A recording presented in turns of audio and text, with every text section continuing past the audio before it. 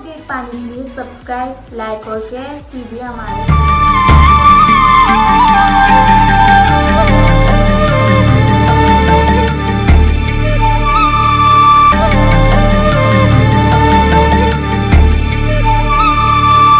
नमस्कार दर्शकों, आप देख रहे हैं हमारा विशेष कार्यक्रम आध्यात्मिक ज्ञान चर्चा। दर्शकों, जगत गुरु संत रामपाल जी महाराज ने धार्मिक प्रवक्ता डॉक्टर जाकिर नाइक जी की चुनौती को सहर्ष स्वीकार करते हुए उन्हें 9 मार्च से 14 मार्च तक लाइव डिबेट के लिए अर्थात ज्ञान चर्चा के लिए सादर आमंत्रित किया था। लेकिन सीना ठोक कर डिबेट की चुनौती देने वाले डॉक्टर जाकिर नाइक जी ने इस बहाने के साथ ज्ञान चर्चा में भाग लेने से मना कर दिया कि पहले उनके पास कार्यक्रम से संबंधित सारी जानकारी भेजी जाए। हम उन्हें कार्यक्रम से संबंधित सारी जानकारी पहले ही भेज चुके थे। उनके कहने के बाद हमने दोबारा फिर सारी जानकारी उन्हें भेजी और उन्हें दूसरी बार 23 मार्च तक का समय दिया। लेकिन डॉक्टर जाकिर नाइक जी ने दूसरी बार भी ज्ञान चर्चा में भाग नहीं लिया। उसके बाद हमने फिर तीसरी बार 4 अप्रैल तक का समय आध्यात्मिक ज्ञान चर्चा के लिए निर्धारित किया। लेकिन डॉक्टर जाकिर नाइक जी ने तीसरी बार भी जनहित के लिए ज्ञान चर्चा में ना आकर के हमें उनके विचार उनकी डीवीडी कैसेट से लेने के लिए बाध्य कर दिया है। इसलिए आज हम डॉक्टर जाकिर नाइक जी के विचार उनकी डीवीडी कैसेट से ले रहे हैं तथा संत रामपाल जी महाराज के विचारों को हम उनकी वीडियो रिकॉर्डिंग से ले रहे हैं। हम आपको 19 जून से 24 जून तक दोनों के विचारों के माध्यम से हर पहलू पर रूबरू करवाएंगे। दर्शकों, इस ज्ञान चर्चा को देखकर आपको स्वयं निर्णय करना है कि क्या सत्य है और क्या असत्य है। हम डॉक्टर जाकिर नाइक जी को अब भी 19 जून से 24 जून तक का समय देते हैं। इस दौरान वो जब चाहे जनहित में जनता के सामने आकर के अपने विचार रख सकते हैं। तो आइए अब शुरुआत करते हैं आध्यात्मिक ज्ञान चर्चा की और जानते हैं डॉक्टर जाकिर नाइक और जगत गुरु संत रामपाल जी महाराज के आध्यात्मिक विचार। आज के तकरीर का मौजू है हिंदू धर्म और मजहब इस्लाम में यकसानियत। धन्यवाद डॉक्टर जाकिर नाइक साहब। मेरे जिस्म का दिया गया नाम डॉक्टर वर्मा है और मैंने कुरान शरीफ भी पढ़ी है, बाइबिल भी पढ़ी है और वेदवाद की थोड़ा सा अध्ययन किया है। मैंने कुरान में सारी बातें अच्छी पाई हैं, किंतु एक बात मेरी समझ में अभी तक नहीं आई है। ये हिंदूवादी वो कहते हैं कि जन्म होता है और कुरान में एक बात आती है कि मुर्दे जिंदे किए जाएंगे। ये 2 बात मेरी समझ में अभी तक नहीं आई है। हिंदू तकवा कहता है, उन्हें देखा कि जन्मवाद के जन्म होता है। मैंने डिस्कवरी चैनल में भी ये चीजें देखी हैं। और दूसरा कि आखिर में कुरान में कि मुर्दे जिंदे किए जाएंगे। मैंने इस बात को बहुत से पूछा है, किंतु मेरे का इस बात का क्लियरिफिकेशन कोई भी मजहब, एक तो जन्मवादी, दूसरा जो जन्म नहीं मानता यानी मुर्दों को जिंदा करता है, समझा नहीं पाया। मैं आपसे प्रार्थना करता हूं कि इस बात को कुरान के माध्यम से और आपके माध्यम से मैं समझने के लिए आपसे गुजारिश कर रहा हूं। धन्यवाद। डॉक्टर साहब ने अच्छा सवाल पूछा है कि उसने कुरान मजीद पढ़ी और सब बात को तस्लीम करते। सिर्फ ये 1 या 2 बात कि कुरान शरीफ के अंदर मौत आती है, मुर्दे को वापस से जिंदगी दी जाएंगी आखिरत में, उनका जिक्र है। और हिंदू लोग ये मानते हैं कि पुनर्जन्म में, और वो डिस्कवरी चैनल पे देखे कि पुनर्जन्म होता है। अगर आप देखेंगे सबसे ऊंची किताब हिंदू मजहब में वेद। अगर आप पढ़ेंगे पुनर की मानी क्या, पुनर संस्कृत में मतलब नेक्स्ट, अगेन, वापस से, और एक पुनर के मानी नेक्स्ट। तो पुनर्जन्म मतलब नेक्स्ट जिंदगी और एक जिंदगी। अगर आप कुरान शरीफ पढ़ेंगे, कई आयतें हैं कि अल्लाह सुब्हाना व तआला ने आपको जिंदगी दी। पहले आप थे नहीं, फिर जिंदगी दी, इस धरती पे आए, फिर आपको मौत देंगे, फिर आखिरत में उठाया जाएगा। आप जो कर मुर्दों को जान दी जाएंगे आखिरत में, ये हम मानते हैं कि एक बार हम इस धरती पे आते, नेक्स्ट लाइफ इज आखिरत। उसी तरीके से वेद में भी जिक्र है अबाउट पुनर्जन्म, नेक्स्ट लाइफ, सेम हूबहू जिस तरीके से कुरान में लिखा हुआ है। ये कुरान मजीद की आयत कहती है, कुल या अहले किताब, कहो अहले किताब से, यहूद और नसारा से। ये आयत खुसूसन अहले किताब के लिए है, लेकिन आम तौर पे ये कोई भी गैर मुसलमान के लिए इस्तेमाल की जाती है। अल्लाह फरमाते हैं, तालो इला कलमतिन सवाइम बैनना बैनकुम, आओ उस बात की तरफ जो आप और हम में यकसा है। सबसे पहली बात, अल्लाह नाबुदा इल्लल्लाह, हम सिर्फ एक खुदा की इबादत करें। कोई भी मजहब, कोई भी धर्म समझने के लिए हमें धर्म के मानने वालों को नहीं देखना चाहिए, क्योंकि अक्सर धर्म के मानने वाले या मजहब के मानने वाले खुद नहीं जानते उनका धर्म या उनका मजहब क्या कह रहा है। सबसे अच्छा और सबसे बेहतरीन तरीका कोई भी धर्म या मजहब को जानने के लिए है कि उस मजहब की किताबों का मुताला कीजिए। इसीलिए अगर हम हिंदू धर्म को जानना चाहते हैं तो हमें हिंदू को नहीं देखना चाहिए, हमें तहकीक करना चाहिए हिंदू धर्म की किताबों का। और सबसे ऊंची, सबसे अहम हिंदू धर्म की किताब है वेद। यह वेद हिंदू धर्म में सबसे अहम किताब है। उसके बाद है उपनिषद, पुराणास, इतिहास, मनुस्मृति, लेकिन सबसे अहम है वेद। अगर हम मजहब इस्लाम को जानना चाहते हैं तो हमें मुसलमानों को नहीं देखना चाहिए, हमें तहकीक करना चाहिए मजहब इस्लाम के किताबों का। और सबसे अहम किताब मजहब इस्लाम में है कुरान मजीद। कुरान मजीद सबसे अहम किताब है मजहब इस्लाम में। और इसके बाद है सही हदीस। इस तकरीर में मैं उन यकसानियत का जिक्र नहीं करूंगा जो आम हिंदू और आम मुस्लिम जानते हैं। पांचवा रुकन ईमान का, आखिरत। पहले हम तस्करा करेंगे आखिरत का हिंदू धर्म में। हिंदू धर्म में मुख्तलिफ राय है आखिरत के बारे में। सबसे आम राय है cycle of birth, death and rebirth, also known as doctrine of rebirth. Hindi में कहते हैं पुनर्जन्म, संस्कृत में कहते हैं समसारा, इंग्लिश में इसे कहते हैं ट्रांसमाइग्रेशन ऑफ सोल, भी इसे कहते हैं doctrine of rebirth, transmigration of soul and also reincarnation theory. आम हिंदू समसारा में मानते हैं और वो कहते हैं और तस्करा करते हैं भगवत गीता की एक श्लोक का। भगवत गीता में लिखा है पाठ नंबर 2 में, श्लोका नंबर 22 में, जिस तरीके से इंसान अपने पुराने कपड़े निकालता है और नए कपड़े पहनता है, उसी तरीके से आत्मा पुराने जिस्म को छोड़ के नए जिस्म में जाती है। इसका जिक्र बृहद्यंकर उपनिषद में भी है, पाठ नंबर 4, भाग नंबर 4, मंत्र नंबर 3 में। Like a caterpillar walks up a grass of blade and jumps to another blade, same way a soul throws away the old body and enters a new body. जिस तरीके से caterpillar घास के ऊपर चढ़ता है और फिर दूसरे घास पे जाता है, उसी तरीके से आत्मा पुराने जिस्म को छोड़ के नई जिस्म में जाती है। आम हिंदू समझता है संसारा के बारे में, इंसान पैदा होता है, फिर मरता है, फिर पैदा होता है, फिर मरता है, फिर पैदा होता है, फिर मरता है। ये साइकिल है बर्थ, डेथ और रिबर्थ की। लेकिन इसका जिक्र कहीं भी वेद में नहीं है, कहीं भी नहीं है। वेद में पुनर्जन्म का जिक्र है। पुनर्जन्म की मानी, पुनर् मतलब नेक्स्ट, अगला, जन्म मतलब बर्थ, नेक्स्ट बर्थ, पुनर्जन्म।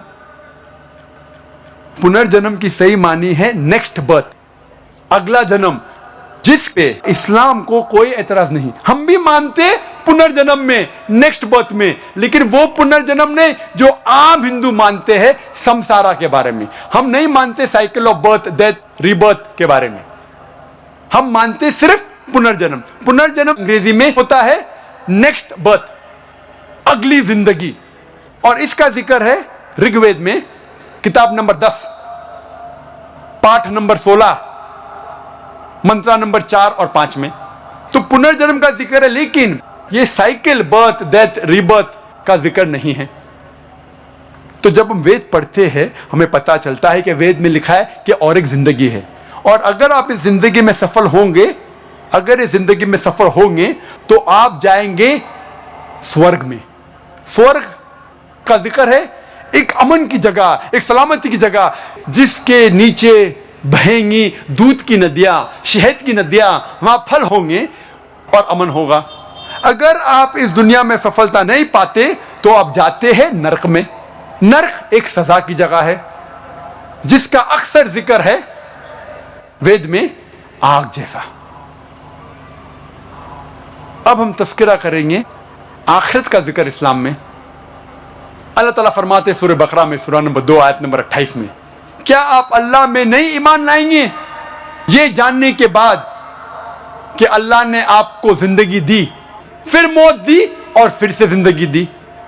अल्लाह ताला फरमाते सूरह मुल्क में सूरह नंबर 67 आयत नंबर 2 में, अल्लज़ी खलक़ल मौत वल हयाता, अल्लाह ने मौत और जिंदगी बनाई ताकि इंसानों को पहचान सके, ताकि इंसानों का इम्तिहान ले सके।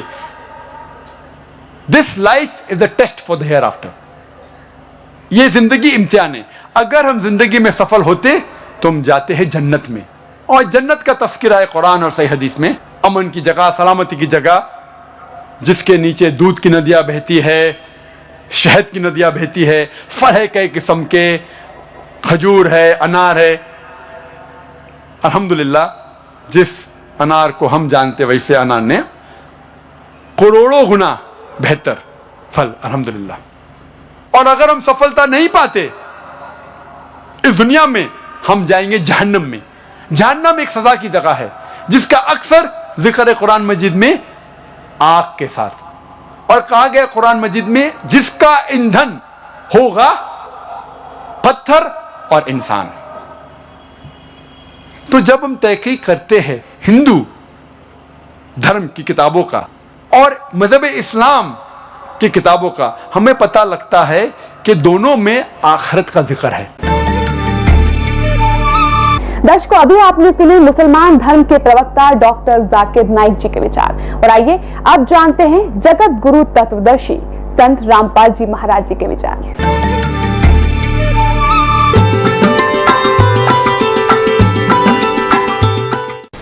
दंडवतम गोविंद गुरु बंधु अभिजन सोए, पहले भये प्रणाम तिन नमो जो ओगे होए। पुण्यात्माओं, जब आपको ये तत्व ज्ञान होगा तो पता चलेगा कि हम एक ही परमात्मा के बच्चे हैं, हम भिन्न भिन्न नहीं हैं। कोई तो कहता है कि जैसे पवित्र हिंदू धर्म के श्रद्धालु कहते हैं हमारा हिंदू धर्म अच्छा है, और मुसलमान धर्म के श्रद्धालु कहते हैं हमारा मुसलमान धर्म सर्वश्रेष्ठ है, सर्वोत्तम है। मैं चैलेंज करता हूं, मैं दावे के साथ कह सकता हूं कि कोई भी शख्स सारी दुनिया में एक भी इस्लाम की बुनियादी बात को साबित नहीं कर सकता कि ये इंसानियत के खिलाफ है। ये मेरा चैलेंज है, ये मेरा दावा है। ईसाई धर्म के श्रद्धालु कहते हैं कि ईसाई धर्म सर्वश्रेष्ठ है, और सिख धर्म के मानने वाले श्रद्धालु कहते हैं सिख धर्म सर्वोच्च है। हम क्या कहते हैं, ये दास क्या कहता है, हमारा क्या धर्म है कि जीव हमारी जाति है, मानव धर्म हमारा हिंदू मुस्लिम सिख ईसाई कोई धर्म नहीं है न्यारा। अपने आत्माओं, मुसलमान धर्म के भाई जो हैं वो कुरान शरीफ को ठीक से ना समझकर उन्होंने क्या विधान बना रखा है, ठीक से ना समझकर उसके श्लोकों को, मंत्रों को, आयतों को उन्होंने ये फाइनल कर दिया है कि कुरान शरीफ का ज्ञान दाता जिसको ये अपना अल्लाह ताला मानते हैं, वो क्या कहता है, उन्होंने कैसा विधान जान लिया कि ऐसा कहा गया है इन्होंने क्या मान रखा कि पुनर्जन्म नहीं होता। पुनर्जन्म की सही मानी है नेक्स्ट बर्थ, अगला जन्म, जिस पे इस्लाम को कोई एतराज नहीं। हम भी मानते पुनर्जन्म में, नेक्स्ट बर्थ में, लेकिन वो पुनर्जन्म नहीं जो आम हिंदू मानते हैं संसारा के बारे में। हम नहीं मानते cycle of birth death rebirth के बारे में, हम मानते सिर्फ पुनर्जन्म। पुनर्जन्म अंग्रेजी में होता है नेक्स्ट बर्थ, अगली जिंदगी। तो पूरे इस संसार की वो कैसे डेफिनेशन बनाते हैं, बताते हैं, वो क्या बताते हैं? पुनर्जन्म नहीं होता, उसके लिए वो क्या पली देते हैं, वो क्या तर्क देते हैं? वो क्या पली देते हैं कि परमात्मा सबको जन्म दे रहा है, पैदा कर रहा है। वो क्या मानते हैं कि सबसे पहले बाबा आदम को उत्पन्न किया और उसी की हड्डी निकालकर उसकी पत्नी हव्वा बनाए, उससे फिर वो कहते हैं सब मनुष्य उत्पन्न हुए। और ये मुसलमान भाई भी बाबा आदम को अपना प्रथम पुरुष मानते हैं। दर्शकों, अभी आपने सुने जगत गुरु तत्वदर्शी संत रामपाल जी महाराज के विचार, और आइए अब जानते हैं मुसलमान धर्म के प्रवक्ता डॉक्टर जाकिर नाइक जी के विचार। Hi, my name is Rahul. I'm a banker by profession. I just wanted to ask you one thing. Like ever since I have the sense of religion, we have heard that God is one, and we are hearing it again as the God is one. But just now we had two people going as per you call Shahada or what. What you call is there is no God except Allah. And continuing what did you just tell Mr. Rajesh, that whatever religion which came into existence before Islam, this Islam corrected these some ways out of this and some way out of that, that there were some mistakes in the religions before Islam, and Islam corrected the things, and the messenger, the last messenger what you're just talking about, he corrected them all, and now you have to follow the things again. So are you denying the fact that there was no God except Allah before Islam? Like there was no Lord Shiva, there was no Lord Ganesha as per Hinduism or as per something. So are you totally denying the fact according to Islam? So as you say there is no God except Allah? Whereas as we say God is one. The brother asked a very good question. He said that when I say and I give the shahada that there is no God but Allah and Prophet Muhammad is a messenger, do you mean to say that Islam came and corrected? So before Islam there was no God, and that's what I mean to say, brother. There's a slight misunderstanding. Islam is not a new religion. Islam did not come into existence 1400 years back. And Prophet Muhammad, peace be upon him, is not the founder of Islam. Islam is there since time immemorial. It is there since man set foot on the earth. And Prophet Muhammad is not the founder of the religion of Islam. He is the last and final messenger. So before Hinduism came into existence, Islam was there. And Allah clearly says in the Quran, in Surah Al-Imran, verse 19, Inna Deena Indallahi Islam. The only religion acceptable in the sight of Allah is Islam. And the message is repeated in Surah Al-Imran, chapter 3, verse 85, that if anyone takes any other religion besides Islam, it will never be accepted of him. He'll be amongst the loser. Meaning, there is only one religion, Islam. The first prophet was Prophet Adam, peace be upon him. Many other prophets came. Our beloved Prophet Muhammad said there were 124,000 messengers sent on the face of the earth. By name we know only 25 in the Quran. Adam, Abraham, Noah, Moses, Jesus, Muhammad, peace be upon them all. दर्शकों, अभी आपने सुने मुसलमान धर्म के प्रवक्ता doctor Zakir Naik जी के विचार, और आइए अब जानते हैं जगत गुरु तत्वदर्शी संत रामपाल जी महाराज जी के विचार। मुसलमान भाई भी बाबा आदम को अपना प्रथम पुरुष मानते हैं,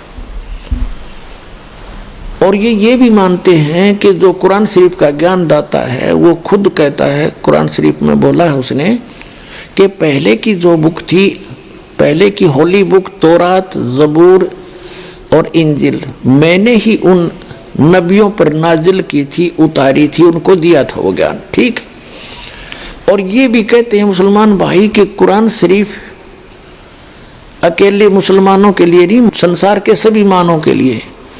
तो इसका मतलब जो पहले थे उन पर भी लागू और आगे भी लागू होगा ये, ठीक है। अब पुनर्जन्म के बारे में वो नहीं मानते। वो क्या कहते हैं कि एक बार आप पैदा हो गए, आपकी मृत्यु जैसी भी उस भगवान ने निर्धारित कर रखी है वो हो जाएगी। उसके बाद आप कब्रों में दबा दिए जाओगे, ठीक है। और जब कयामत आवेगी, यानी कयामत माने महाप्रलय होगी, पृथ्वी भी नहीं रहेगी, सारा कुछ नाश हो जाएगा, आकाश भी नहीं रहेगा। उस समय आप सभी को उन कब्रों से निकाला जाएगा और फिर जीवित किया जाएगा। जिन्होंने कुरान शरीफ के ज्ञानदाता की आज्ञा का पालन किया और उसके अनुसार भक्ति साधना उपासना करते रहे, वो तो जाएंगे जन्नत में। और जिन्होंने आज्ञा का पालन नहीं किया, जो विमुख रहे और बकवाद करते रहे, वो जाएंगे नरक में। स्वर्ग को कहते हैं वो जन्नत यानी बहिश्त, और नरक को कहते हैं दोजख। तो सदा के लिए फिर कोई जन्म नहीं होगा, इनका मानना है। किनका? मुसलमान भाइयों का। ये दोष मुसलमान भाइयों का नहीं है, उनके कुरान शरीफ के पढ़कर सुनाने वालों की गलती रही है, वो समझ नहीं सके। जैसे पवित्र बाइबल के अंदर जो वर्णन है, परमात्मा निराकार है, उसको स्पष्ट लिखा है प्रथम ही उत्पत्ति में, और आज तक सब उसको निराकार बता रहे। तो वो उस ईसाई धर्म और यहूदी धर्म के व्यक्तियों का दोष नहीं है, उसके पढ़ने वालों की त्रुटि है। ऐसे ही गीता जी के अंदर जो वर्णन है, ये श्री कृष्ण जी को सुप्रीम पावर मान रहे थे। गीता जी के जो अनुवाद करता और इसके विवेचन करता, इस पर प्रवचन करता हमारे हिंदू धर्म के आचार्य और शंकराचार्य, संत महंत और मंडलेश्वर, इनको कख भी पता नहीं था। तो ये दोष हिंदू धर्म के व्यक्तियों का नहीं है, ये दोष उन नीम हकीम गुरुओं का जो समझ नहीं सके इस पवित्र ग्रंथ के रहस्य को। इसी प्रकार ये कुरान शरीफ के अंदर जो गूढ़ रहस्य है उसको ना समझकर जो मुसलमान धर्म के सभी लोग भ्रमित हैं, वो उनका दोष नहीं है, वो उन मुल्ला और काजियों का है जो उनको समझ नहीं सके, ढंग से समझा नहीं सके। अब इन्होंने तो फाइनल कर दिया कि जो जन्म ईब ताप का हो गया और मृत्यु हो जाएगी, कब्र में दबा दिए बस। उसके बाद कभी कयामत आवेगी, आखिरत आवेगी। आखिरत माने अंत आवेगा। तो उस समय सबको एक वचन से वो अल्लाह जीवित कर देगा और फिर स्वर्ग में जाने वाले स्वर्ग में जाओ, नरक में जाने वाले नरक में, फाइनल कर दिया। फिर कभी कुछ नहीं होगा। ये मानना है मुसलमान धर्म के व्यक्तियों का। पहले भी नहीं हुआ है ऐसा, एक ही बार होगा, यू फाइनल है इनका। अगर पहले कभी हुआ होता, जन्मवीर फिर कयामत आई होती, तो पुनर्जन्म आपा हो गया। तो ये मानते नहीं पुनर्जन्म को, बिल्कुल नहीं मानते। दर्शकों, अभी आपने सुने जगत गुरु तत्वदर्शी संत रामपाल जी महाराज के विचार, और आइए अब जानते हैं मुसलमान धर्म के प्रवक्ता डॉक्टर जाकिर नाइक जी के विचार। पुनर्जन्म की सही मानी है नेक्स्ट बर्थ, अगला जन्म, जिस पे इस्लाम को कोई एतराज नहीं। हम भी मानते पुनर्जन्म में, नेक्स्ट बर्थ में, लेकिन वो पुनर्जन्म नहीं जो आम हिंदू मानते हैं संसारा के बारे में। हम नहीं मानते cycle of birth, death, rebirth के बारे में। हम मानते सिर्फ पुनर्जन्म। पुनर्जन्म अंग्रेजी में होता है नेक्स्ट बर्थ, अगली जिंदगी। तो पुनर्जन्म मतलब नेक्स्ट जिंदगी और एक जिंदगी। अगर आप कुरान शरीफ पढ़ेंगे, कई आयतें हैं कि अल्लाह सुब्हाना व तआला ने आपको जिंदगी दी। पहले आप थे नहीं, फिर जिंदगी दी, इस धरती पे आए, फिर आपको मौत देंगे, फिर आखिरत में उठाया जाएगा। आप जो कर रहे मुर्दों को जान दी जाएंगे आखिरत में। ये हम मानते हैं कि एक बार हम इस धरती पे आते, नेक्स्ट लाइफ इज आखिरत। दर्शकों, अभी आपने सुने मुसलमान धर्म के प्रवक्ता डॉक्टर जाकिर नाइक जी के विचार, और आइए अब जानते हैं जगत गुरु तत्वदर्शी संत रामपाल जी महाराज जी के विचार। तो पुण्यात्माओं उस जन्नत ने शर्मा मारेंगे।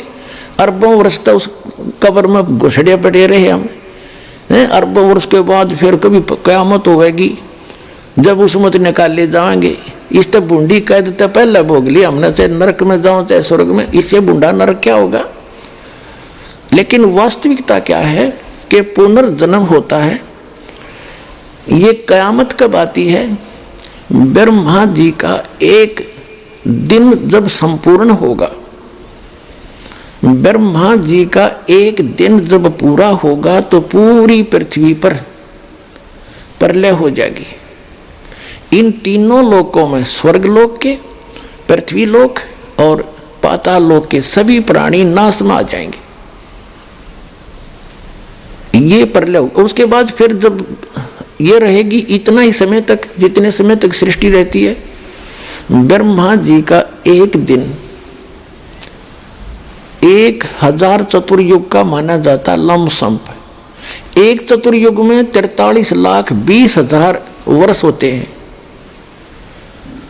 सतयुग, त्रेता, द्वापर कुल मिलाकर ये चतुर्युग कहलाता है। इसमें 43,20,000 वर्ष होते एक चतुर्युग में। 1000 से गुणा कर दो, 4 अरब 32 करोड़ वर्ष तक यह सृष्टि रहेगी स्वर्गलोक, पृथ्वीलोक और पाताल लोक पर।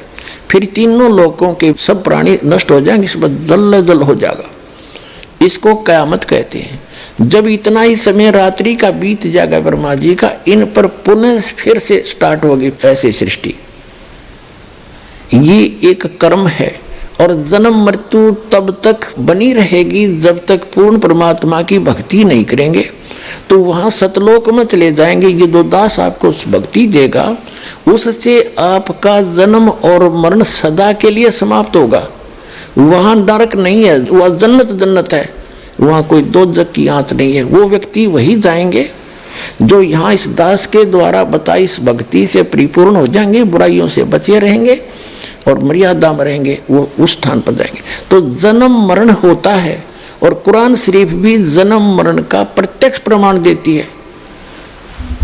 पहले तो आप जी ने ये समझना पड़ेगा कि कुरान शरीफ के पढ़ने वाले आज तक नहीं समझ सके कुरान शरीफ में सूरत फुरकानी 25 आयत नंबर 52 से 59 यदि इन्होंने समझा होता तो कुरान शरीफ के ज्ञानदाता को ये अल्लाहु अकबर नहीं कहते, क्योंकि वो तो खुद कह रहे हैं अल्लाहु अकबर की जानकारी तो कुरान शरीफ का ज्ञानदाता रखता ही नहीं। एक बार आपको रूबरू करते हैं। ये देखिएगा पवित्र कुरान शरीफ, ये है कुरान शरीफ, यह है वह इलामी किताब है जिसमें कोई संदेह की गुंजाइश नहीं। ये कहते हैं कि इसमें जो लिखा फाइनल है हमारे लिए कुरान शरीफ।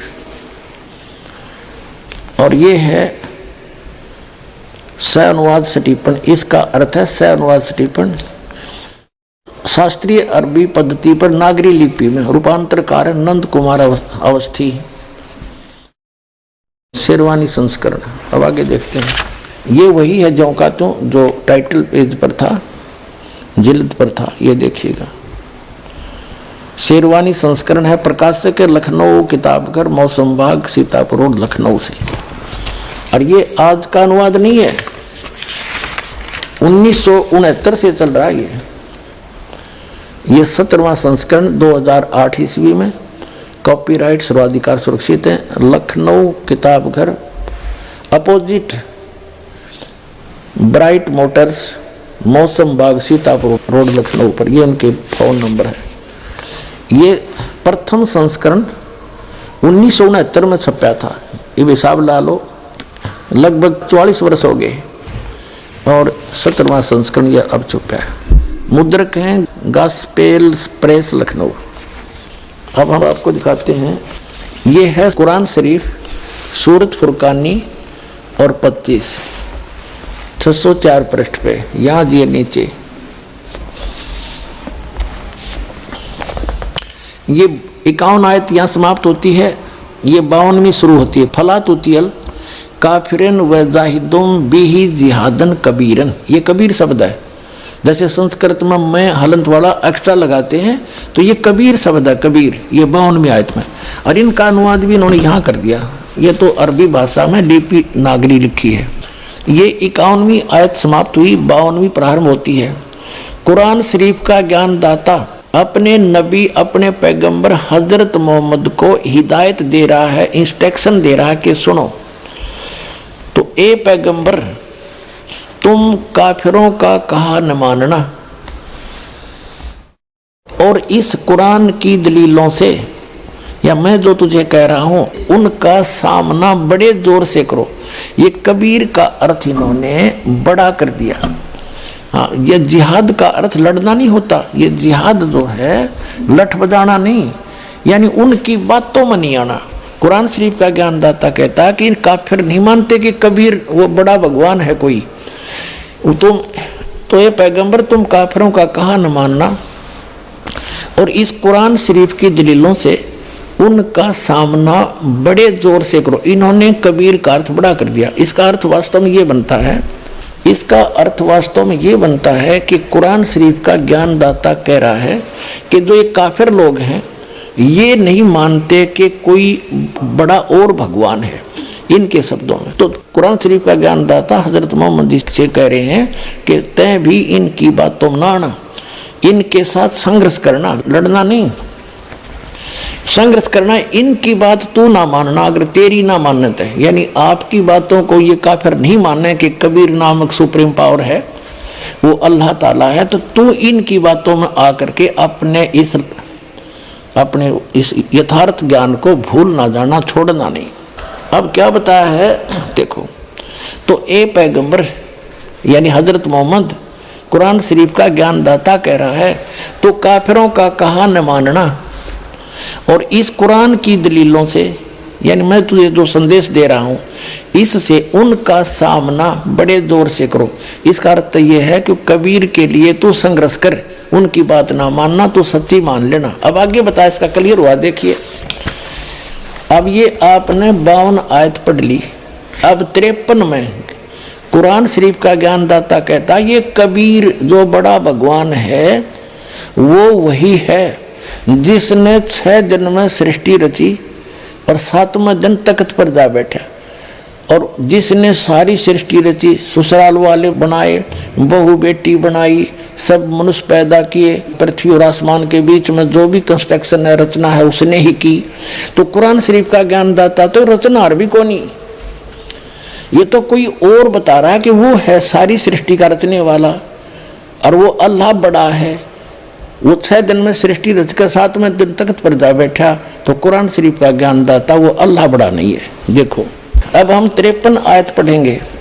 और वही है वो कबीर नामक अल्लाह, कबीर अल्लाह, बड़ा अल्लाह वही है जिसने 2 दरियाओं को मिला चलाया, एक का पानी मीठा प्यास बुझाने वाला और एक का खारी कड़वा, और दोनों में एक आड़ और मजबूत रोक बना दी।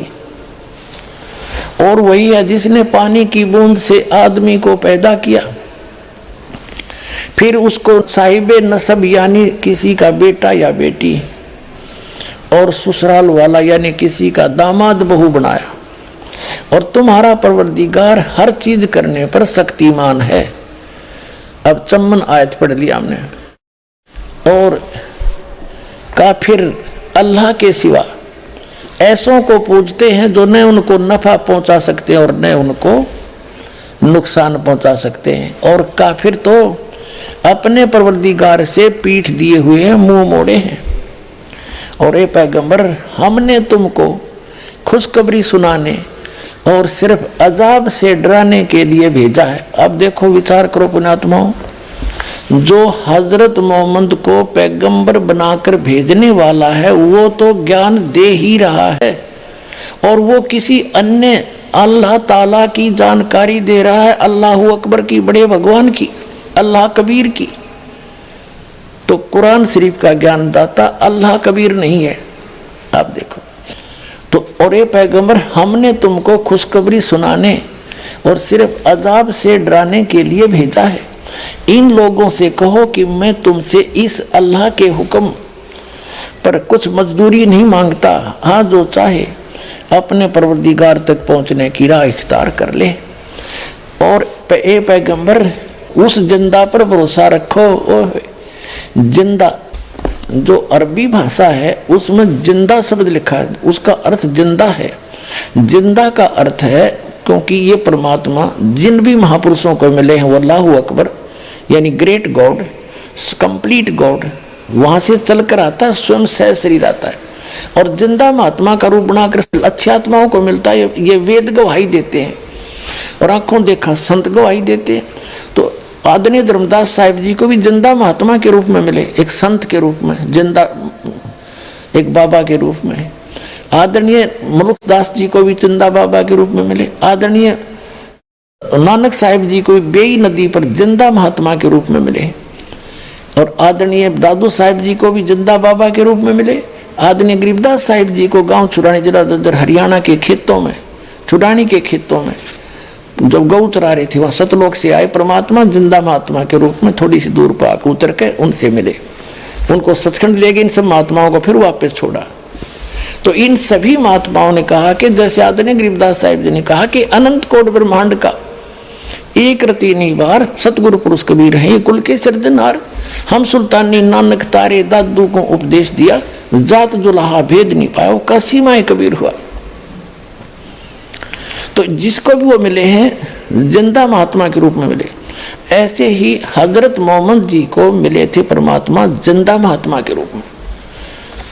और हजरत मोहम्मद जी को यहाँ इस एक ब्रह्मांड के अंदर परमात्मा ने अपना मिनी सतलोक बना रखा है। जैसे प्रत्येक देश का, प्रत्येक देश में एक राजदूत भवन होता है, तो इसमें ले गए थे हजरत मोहम्मद को, वह समझाने की चेष्टा की, पर नीचे इनके बहुत अनुयायी हो गए थे, यहाँ उनकी खूब प्रभुता हो गई थी। वो परमात्मा अल्लाह अकबर कहते, हम मोहम्मद को वहां ले गए उस सूक्ष्म वेद में, गॉड की अपने मुख से बोले हुए अमृत तत्व ज्ञान में परमात्मा ने, अल्लाह अकबर ने, कबीर भगवान ने बोला है, हम मोहम्मद को वहां ले गए, इच्छा रूपी वहां नहीं रहो।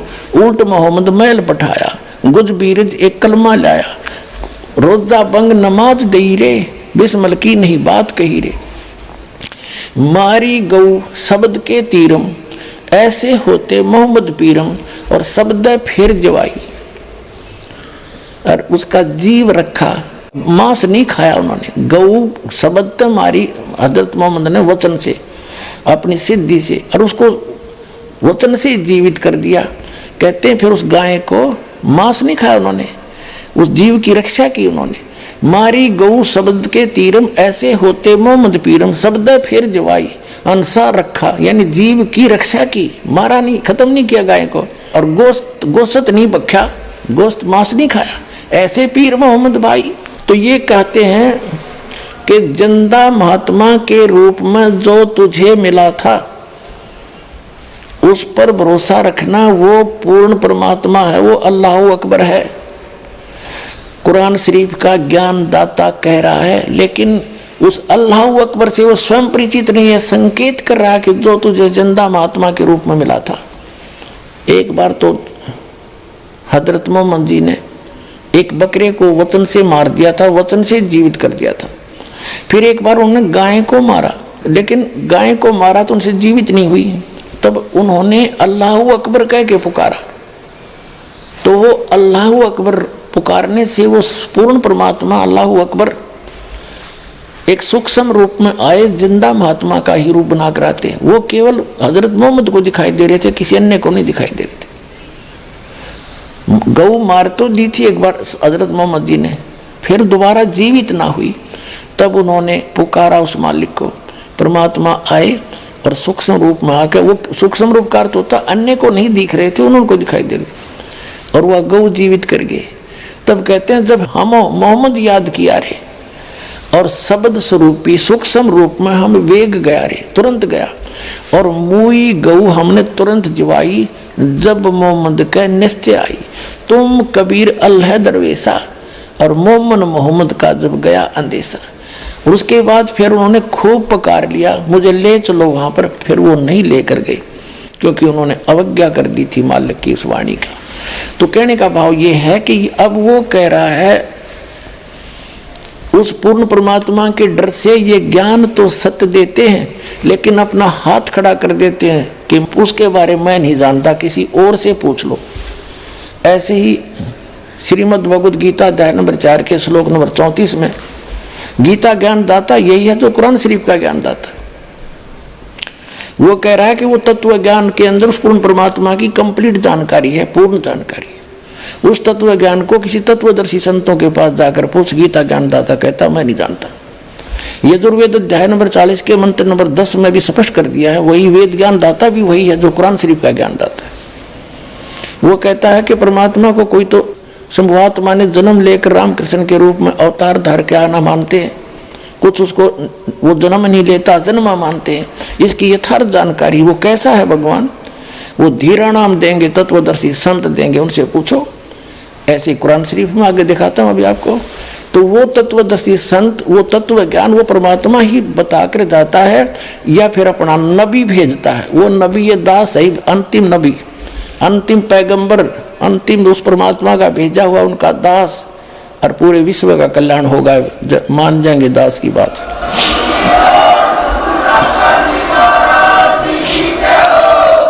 कुरान शरीफ का ज्ञान दाता अपने पैगंबर हजरत मोहम्मद को कह रहा है और किसी अन्य अल्लाह अकबर अपने से अन्य खुदा की, अन्य अल्लाह की जानकारी दे रहा है। देखिए अब हम यहाँ तक पढ़ चुके हैं कुरान शरीफ सूरत फुरकानी 25 और हम आयत नंबर यहाँ पर आगे हैं।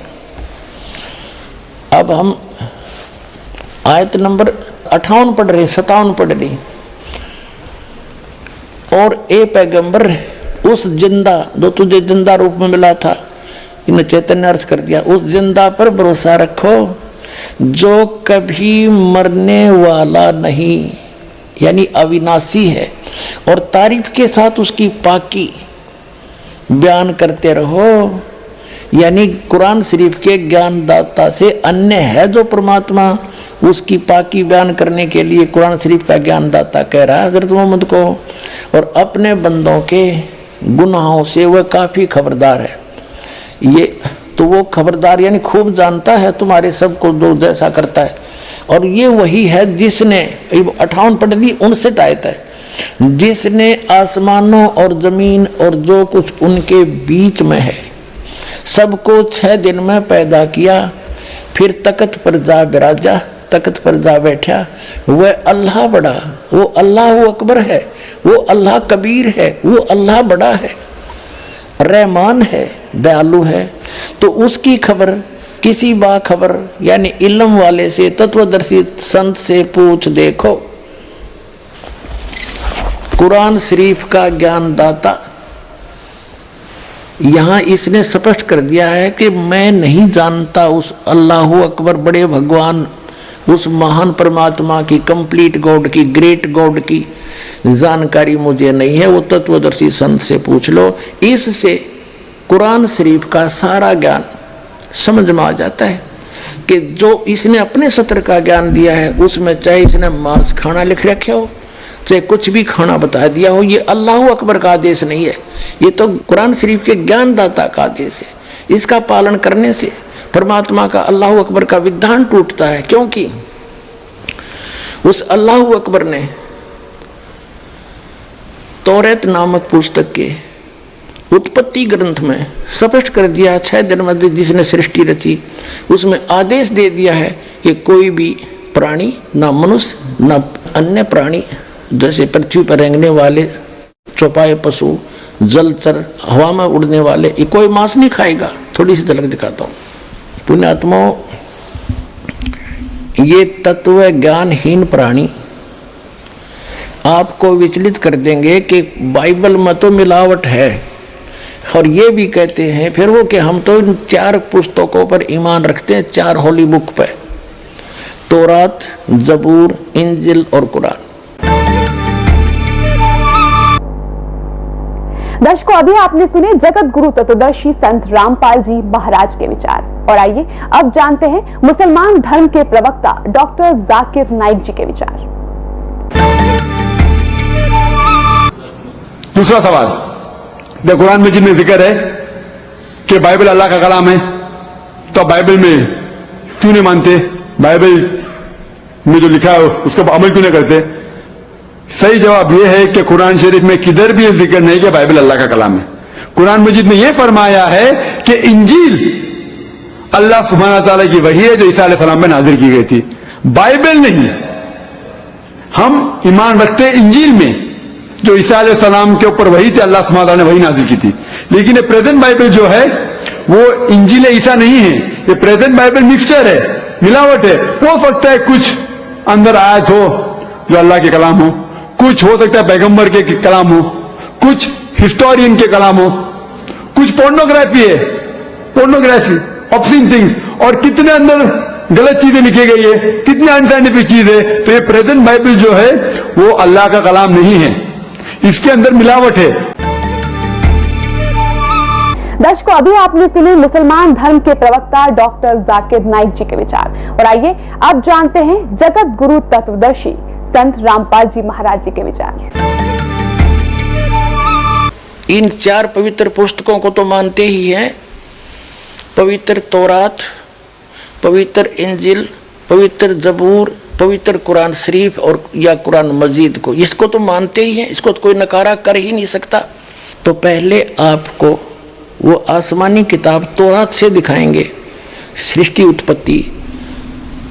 ये देखिएगा, ये आसमानी किताबें ये इकट्ठी जल्द की गई हैं, तौरात, जबूर, इंजिल। अब देखिएगा,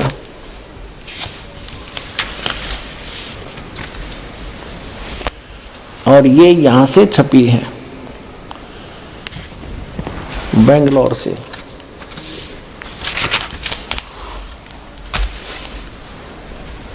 ये आसमानी किताब तौरात, जबूर, इंजिल, उर्दू स्क्रिप्ट्स, ये यहां से, ये देखो,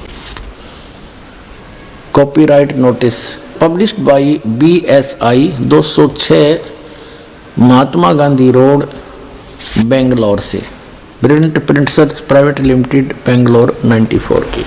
ये 3 किताबें हैं, ये अलग अलग, और कुरान शरीफ अलग है, इनसे न्यारी है।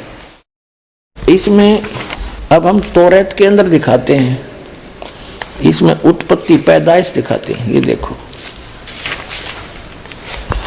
ये है पैदाइश 1:1:24 प्रश्न नंबर 2 पे। यहाँ है खिलकत का जिक्र। खिलकत, खुदा ने इत्बिदा और जमीन और आसमान को पैदा किया। जमीन वीरान और सुनसान थी, गौरहाओं के ऊपर अंधेरा था। ऐसे ये पहला दिन हुआ, सांझ हुई, शाम हुई, सुबह हुई, पहला दिन हुआ, शाम हुई, सुबह हुई, दूसरा दिन। दो रचना करते हैं हम, अपने स्थान अपने उस पर आएंगे।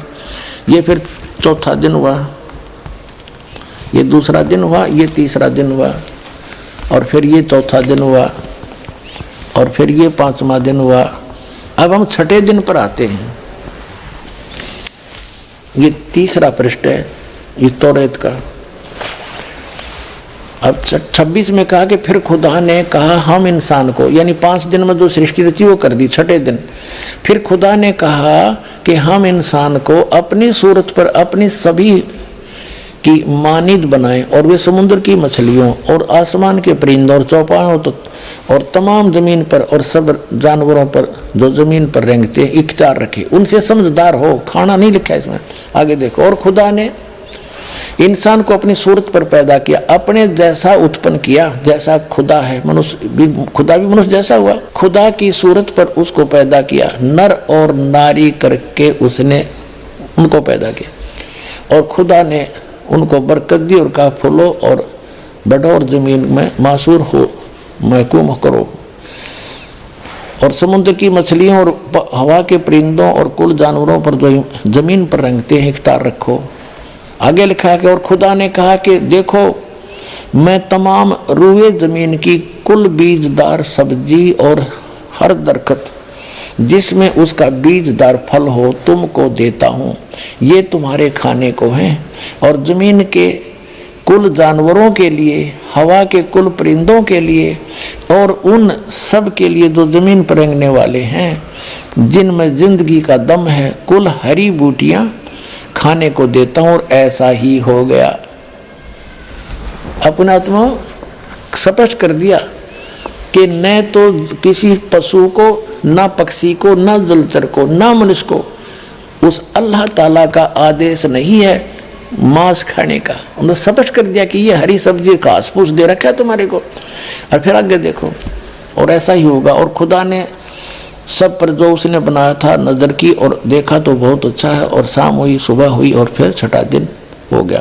फिर उसके बाद आसमान और जमीन उनके कुल लश्कर का बनाना खत्म हुआ और खुदा ने अपने काम को जिसे वो करता था 7वें दिन पूरा खत्म किया और अपने सारे काम से जिसे वो कर रहा था 7वें दिन फारिग हुआ। और खुदा ने 7वें दिन को बरकत दी और उसे मुकद्दस ठहराया, क्योंकि उसमें खुदा सारी कायनात से जिसे उसने पैदा किया, बनाया और फारिग हुआ।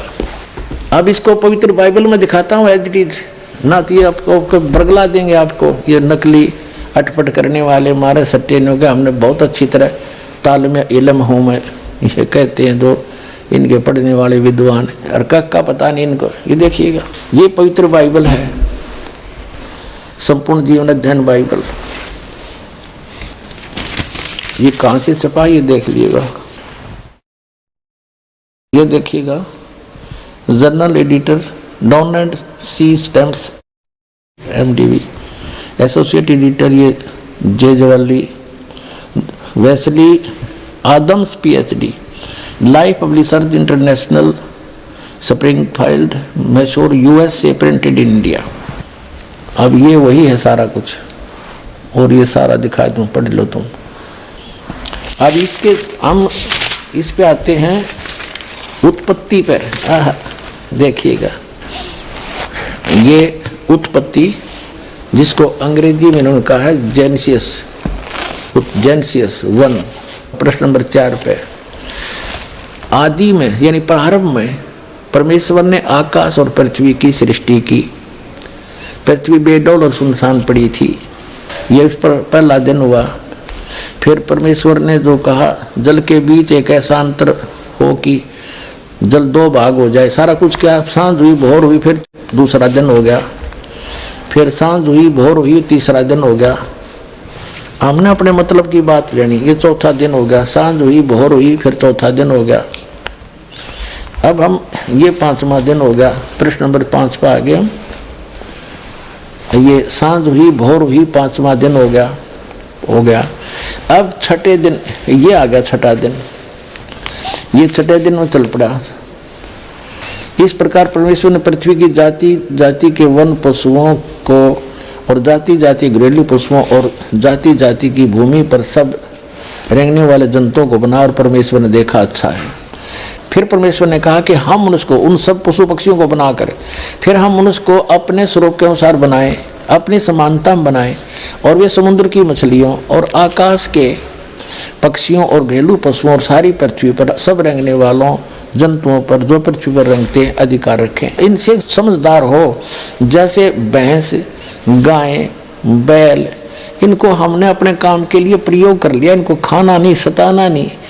इनको जैसे गाय भैंस आपने रखी, उसको पहले आप पेट भरते हो, चराते हो, उसको नहवाते हो, धोआते हो, प्यार से रखते हो, जब वो दूध देती है। तो ऐसे कहा, खाने के लिए नहीं कहा उस मालिक ने। देखो आगे, तो परमेश्वर ने कहा मनुष्य को अपने स्वरूप के अनुसार बनाए, अपनी समानता बनाए। तो भगवान फिर कैसा हुआ? फिर परमेश्वर ने कहा हम मनुष्य को अपने स्वरूप के अनुसार बनाए, अपनी समानता बनाए, और वो समुद्र की मछलियों और आकाश के पक्षियों और घरेलू पशुओं और सारी पृथ्वी पर रेंगने वाले जंतुओं पर जो पृथ्वी पर रेंगते अधिकार रखे। आगे देखो, तब परमेश्वर ने मनुष्य को अपने स्वरूप के अनुसार उत्पन्न किया। अपने ही स्वरूप के अनुसार परमेश्वर ने उसको उत्पन्न किया, नर और नारी करके उसने मनुष्यों की सृष्टि की। तो भगवान कैसा? नर आकार, मनुष्य सदृश, जैसे जिनको परमात्मा मिले सचखंड लेकर गए, वापस छोड़ा, उन्होंने बताया हमरे ही निहार है, हमारा सृजनहार, हमारा भगवान हमारे जैसी शक्ल का है। लेकिन उसकी बॉडी वो उस वहां जाकर के सभी का जो शरीर है इमोर्टल हो जाता, अविनाशी शरीर मिलता है। वो मटेरियल सारा अविनाशी मटेरियल का शरीर है, और यहाँ पर ये नासवान है ये शरीर। यहाँ जब आता है परमात्मा अपनी ओरिजिनल बॉडी से ही आता, वो अविनाशी, वो ऐसे ही किसी माँ से जन्म नहीं लेता, सहशरीर आता है, सहशरीर चला जाता है। आपको प्रमाण दिखाएंगे। अल्लाहू अकबर सहशरीर आया था, बालक रूप धारण किया, लीला करते बड़े हुए, फिर सहशरीर चले गए लाखों लोगों के सामने। अब ये स्पष्ट हो गया कि परमात्मा ने मनुष्य को अपने जैसा, अपनी सूरत में, अपने शकल के अनुसार अपने जैसा रचा, तो भगवान भी, अल्लाह भी मनुष्य जैसा है। और आगे फिर वो क्या कहता है देखो, और परमेश्वर ने कहा, नर और नारी करके उनकी सृष्टि की, और परमेश्वर ने उनको आशीष दी, उनसे कहा फूलो फलो और पृथ्वी पर भर जाओ और उसको अपने वश में कर लो, और समुद्र की मछलियों तथा आकाश के पक्षियों और पृथ्वी पर रेंगने वाले जंतुओं पर अधिकार रखो। यानी उनसे, जैसे इंसान ने शेर तक को भी काबू कर लिया, हाथियों को भी बांध लिया, तो ऐसे कंट्रोल करने के लिए कहा उन्होंने। आगे देखो, फिर परमेश्वर ने उनसे कहा, यानी मनुष्यों को भी, फिर परमेश्वर ने उनसे कहा कि सुनो, जितने बीज वाले छोटे छोटे पेड़, ये मनुष्यों के लिए आदेश है, सारी पृथ्वी के ऊपर हैं, और जितने वृक्षों में बीज वाले फल हैं, वे सब मैंने तुमको दिए तुम्हारे भोजन के लिए। मनुष्य के लिए उस अल्लाह ताला का आदेश, अल्लाहू अकबर, जिसने 6 दिन में सृष्टि रची, 7वें दिन तख्त पर जा बैठा, वो अल्लाहू अकबर है, वो अल्लाह कबीर है, वो कंप्लीट गॉड है, वो सर्जनहार है, वो क्रिएटर है। उस क्रिएटर का आदेश नहीं है मांस खाने का मनुष्य को, पशु पक्षियों को भी नहीं है। आगे देखो, तुम्हारे भोजन के लिए, ये तो मनुष्यों के लिए। आगे देखो, यहाँ आगे हम, और जितने पृथ्वी के पशु और आकाश के पक्षी और पृथ्वी पर रेंगने वाले जंतु हैं, जिनमें जीवन का प्राण है, उन सब के खाने के लिए मैंने सब हरे हरे छोटे पेड़ दिए, और वैसा ही हो गया, यानी घास फूस से। और तब परमेश्वर ने जो कुछ बनाया था वो देखा, तो क्या देखा, वह बहुत अच्छा है। तथा सांझ हुई, फिर भोर हुआ, इस प्रकार ये 6वां दिन हो गया। अब 7वां दिन, यूं आकाश और पृथ्वी और उनकी सारी सेना का बनाना समाप्त हो गया, और परमेश्वर ने अपना काम जिसे वह करता था 7वें दिन समाप्त किया, और उसने अपने किए हुए सारे काम से 7वें दिन विश्राम किया।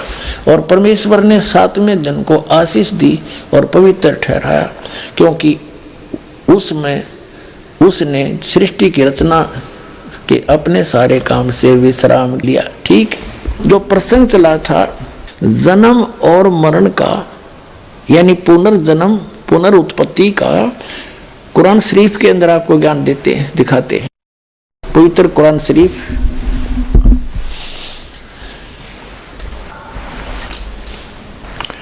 ये वही कुरान शरीफ है, और ये देखिएगा शेरवानी संस्करण है, प्रकाशक लखनऊ किताबघर, मौसम बाग, सीतापुर रोड। इतने, ये 1969 की छपी हुई है, आज की नहीं, 1969 की अनुवादित है। वही अनुवाद आज तक चल रहा है, ये देखिएगा।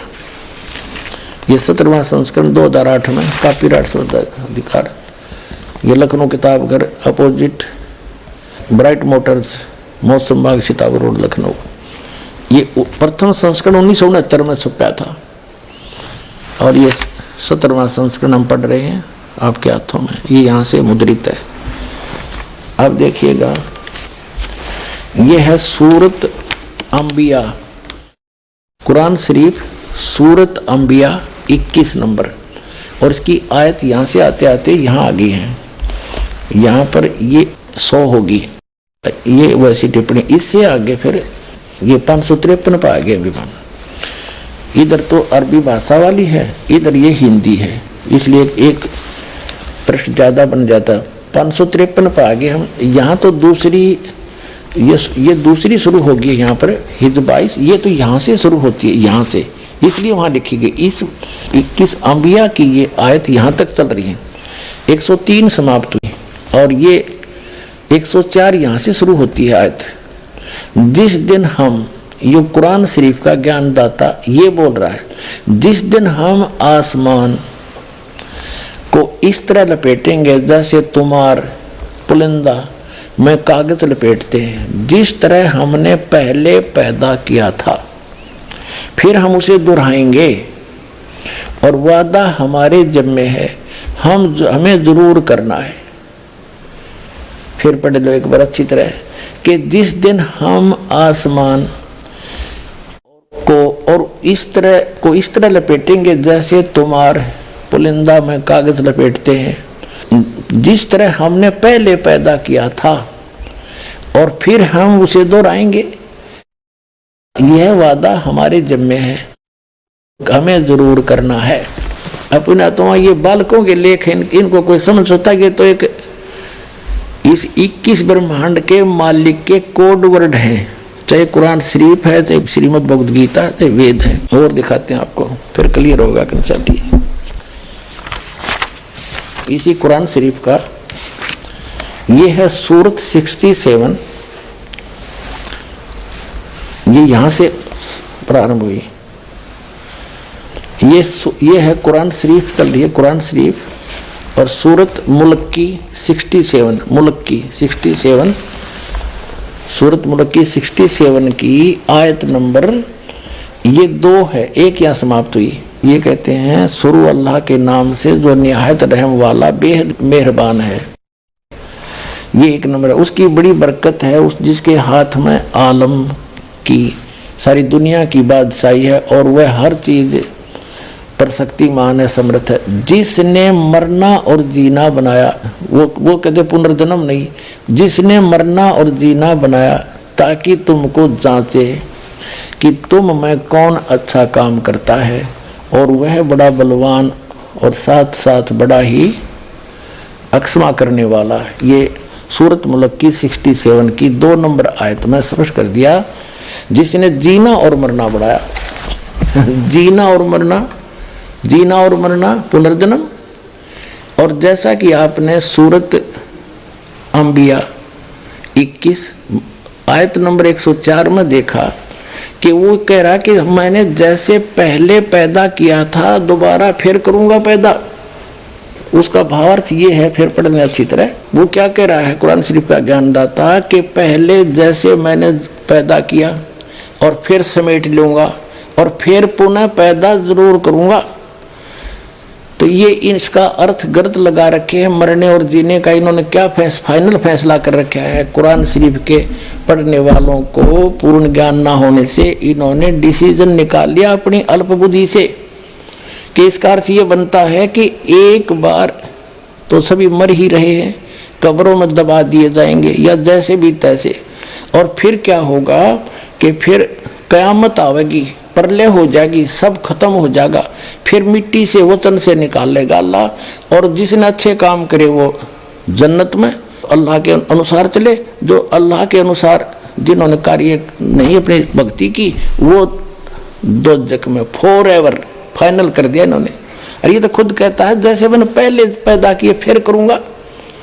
अगर ये शब्द नहीं कहता कि फिर मैं दोबारा करूंगा और मैं अपना पक्का वायदा करता हूं, यदि एक ही बार होना है तब फिर करूंगा, तो शब्द आना ही नहीं चाहिए। फिर देख लो कुरान शरीफ है,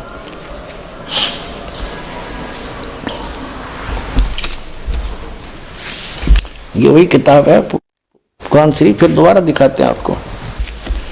यह है सूरत अंबिया 21, कुरान शरीफ सूरत अंबिया 21 की आयत नंबर ये चलती चलती आ रही है, ये आके आगे ये 100, इसके बाद यहाँ आ जाती है 553 पृष्ठ पर।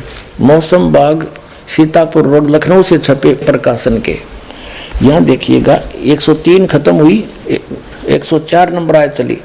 जिस दिन हम आसमान को इस तरह लपेटेंगे, यानी क़यामत के समय, जैसे तुम्हार यानी कागज का रोल बना दिया जाता है, लपेट लेते हैं, और जिस तरह हमने पहले पैदा किया था उसी तरह हम दोहराएंगे, फिर पैदा करेंगे, और वायदा हमारे जिम्मे है, हम जरूर करना है। अब क्या स्पष्ट हो गया? यदि जो ये निष्कर्ष निकाले बैठे मुसलमान भाई कि एक बार क़यामत आवेगी तब तक ये गुफा उस कब्रों में फट रहेंगे, तेरा गजब, ये कोई ज्ञान है? वास्तविकता क्या बता रही कुरान शरीफ की? ये वही है कि जैसे क़यामत आओगी प्रलय होगी, उसके बाद फिर दोबारा सृष्टि रची जाएगी, पुनर्जन्म होगा सबका कर्म अनुसार। कुरान शरीफ तो ये कहना चाहती है, ये गलत समझ रहे हैं, इनको ज्ञान नहीं है बिल्कुल भी। अब इससे नहीं कोई यूं कहेगा इसका तजुर्मा गलत कर दिया, तजुर्मा अनुवाद ठीक ना कर रखा होगा, सारा मैं दिखाऊंगा। ये देखिएगा कुरान मजीद, ये सिर्फ नाम नाम का अंतर है, लेख ज्यों का त्यों है। ये है तजुर्मा मौलाना फतेह मोहम्मद खान साहिब जालंधरी तसही, मौलाना अब्दुल मजीद सरवर साहिब, प्रकाशक है Farid book depot private limited नई दिल्ली से। यही है सारा कुछ, वही है। ये 2006 में छपा है, 982 पृष्ठ है। ये यहाँ से प्रकाशित है, दरियागंज नई दिल्ली से। इनके फोन और फॉक्स नंबर। अब आपको दिखाते हैं, ये है सूरत अंबिया कुरान मजीद, नाम नाम बदल रखा, शरीफ कहो चाहे मजीद कहो, कोई अंतर नहीं है। सूरत अंबिया 21। अब यहाँ जाते हैं हम आगे अगले पृष्ठ पे, 104 आयत पर पहुंचेंगे। यहाँ पर दूसरी शुरू हो जाती है हज, लेकिन ये होती यहाँ से शुरू, इसलिए वहाँ लिख दिया जाता ये हज वाली, लेकिन ये चल रही है अंबिया 104। जिस दिन हम आसमान को इस तरह लपेट लेंगे जैसे खेतों का तुमार लपेट लेते हैं, जिस तरह हमने कायनात को पहले पैदा किया था, आए है उसी तरह दोबारा पैदा करेंगे। यह वायदा जिसका पूरा करना जरूरी है, हम ऐसा जरूर करने वाले हैं। ओगिन इनका जो सिद्धांत है, इन मुसलमान भाइयों ने इस कुरान शरीफ को ठीक से ना समझ कर वो गलत निष्कर्ष निकाल रखा है कि बस इनका फाइनल ये है कि चलते रहेंगे, मरते रहेंगे, कब्र में दबाते रहेंगे, और जब क़यामत आएगी फिर भगवान यानी सब कुछ नष्ट हो जाएगा। आसमान भी इसने कह दिया समाप्त कर दूंगा, तो रहेगा क्या फिर? तो फिर कहते हैं फिर सबको जीवित करेगा अल्लाह। उनकी अपनी सोच वो गलत है, वो सोच। और फिर सदा के लिए वो स्वर्ग वाले स्वर्ग में, निकम्मे वाले नरक में, फिर दोबारा जन्म होना नहीं। और ये कहते हैं इस कायनात को पहले की तरह मैं फिर से उत्पन्न करूंगा, फिर पैदा करूंगा, ये मेरा पक्का वायदा है। एक और दिखाता हूँ, ये देखिएगा, एक और कुरान इसके अनुवाद दिखाता हूँ आपको। ये देखिएगा, ये मुख्तसर तफसीर एहस नूल बयान तर्जमा मौलाना मोहम्मद जूनागढ़ी, तफसीर हाफिज सलाहुद्दीन यूसुफ, हिंदी तर्जमा व तरतीब मोहम्मद ताहिर हनीफ, और ये दारुसलाम प्रकाशक के वितरक। इसमें इन्होंने अपने हिसाब से कर रखे, यहाँ से उल्टी साइड से चला है, यहाँ से चले हैं। ये 1 नंबर यहाँ से शुरू होती है, हम जैसा भी अपने छुपा जाते हैं। ये देखिएगा, ये है सूरत अंबिया 21 और 571 पर, ये 570 उल्टा चला, इसमें 70 उधर 71 है, और ये 104 नंबर आयत है। जिस दिन हम आकाश को इस तरह लपेट देंगे जिस तरह रोल के कागज पंजी का लपेट दिए जाते हैं, और हमने पहली बार पैदा किया था उसी तरह दोबारा करेंगे। यह हमारा मजबूत वादा है और यह हम जरूर करके रहेंगे। ठीक हो गया? जिस तरह हमने पहले पैदा किया था उसी तरह फिर करेंगे। अब जैसे आपने ये कुरान शरीफ फिर दिखाते हैं आपको, ये कुरान शरीफ वही है।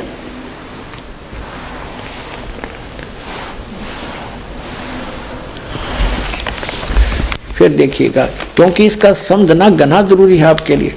कुरान शरीफ सूरत अंबिया 21 और यहाँ इसकी सूरत यहाँ आ जाती है 104। ये देखिएगा 553 पृष्ठ पे 103 या समाप्त हुई। जिस दिन हम आसमान को इस तरह लपेटेंगे जैसा तुम्हार पुलिंदा कागज लपेटते हैं, यानी बंडल बना देंगे, जैसे रोल बना दिया जाता है।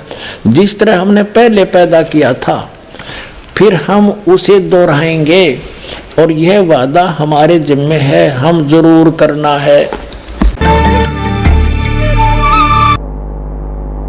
दर्शकों, अभी आपने सुने जगत गुरु तत्वदर्शी संत रामपाल जी महाराज के विचार, और आइए अब जानते हैं मुसलमान धर्म के प्रवक्ता डॉक्टर जाकिर नाइक जी के विचार।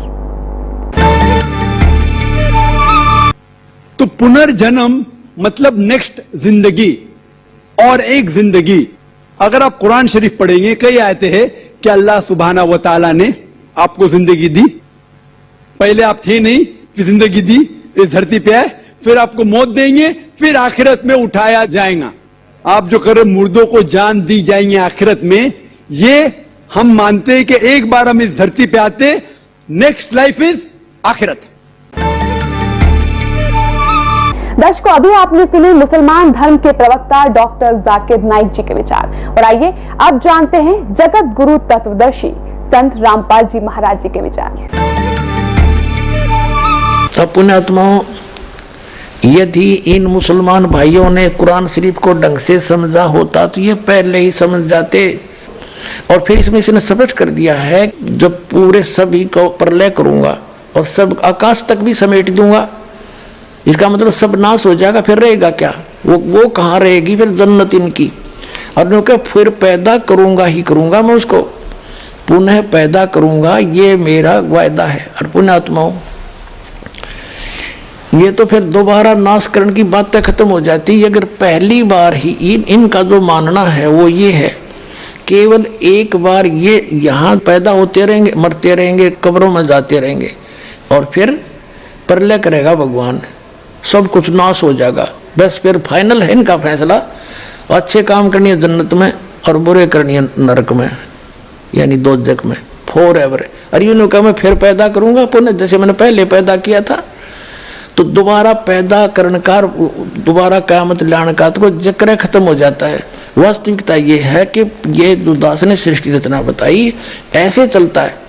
और जब ब्रह्मा जी की मृत्यु होगी, ब्रह्मा जी के एक दिन में पूरी ये क़यामत आती है, पृथ्वी, स्वर्गलोक और पाताल लोक पर कति जल ही जल हो जाएगा, सब समाप्त हो जाएंगे। वह जन्नत भी ना रहे इनकी, स्वर्ग जो जन्नत मानते हैं वो भी नहीं रहेगी। एक तो ये कहते हैं मुसलमान भाई के कुरान शरीफ का ज्ञान सबके लिए है, सब मानव समाज के लिए है, किसी जाति विशेष के लिए नहीं है। दर्शकों, अभी आपने सुने जगत गुरु तत्वदर्शी संत रामपाल जी महाराज के विचार, और आइए अब जानते हैं मुसलमान धर्म के प्रवक्ता डॉक्टर जाकिर नाइक जी के विचार।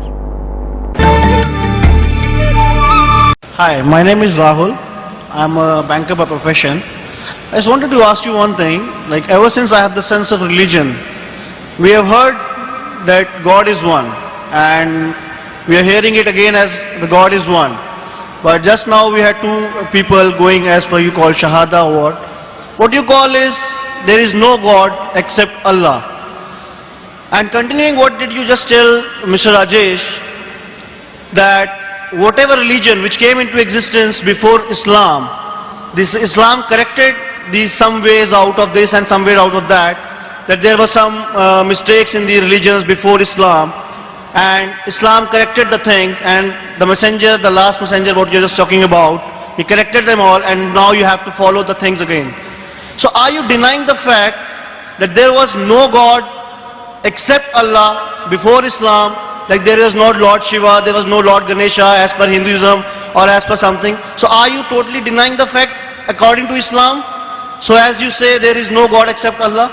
Whereas as we say God is one. That was asked a very good question. He said that when I say and I give the shahada that there is no God but Allah and Prophet Muhammad is a messenger, do you mean to say that Islam came and corrected? So before Islam there was no God, and that's what I mean to say, brother. There's a slight misunderstanding. Islam is not a new religion. Islam did not come into existence 1400 years back. And Prophet Muhammad, peace be upon him, is not the founder of Islam. Islam is there since time immemorial. It is there since man set foot on the earth. And Prophet Muhammad is not the founder of the religion of Islam. He is the last and final messenger. So before Hinduism came into existence, Islam was there. And Allah clearly says in the Quran, in Surah Al-Imran, verse 19, Inna Deena Indallahi al-Islam. The only religion acceptable in the sight of Allah is Islam. And the message is repeated in Surah Al-Imran chapter 3 verse 85, that if anyone takes any other religion besides Islam, it will never be accepted of him.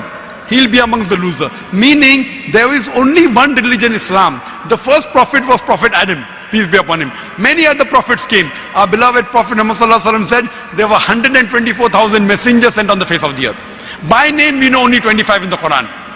Adam, Abraham, Noah, Moses, Jesus, Muhammad, peace be upon them all.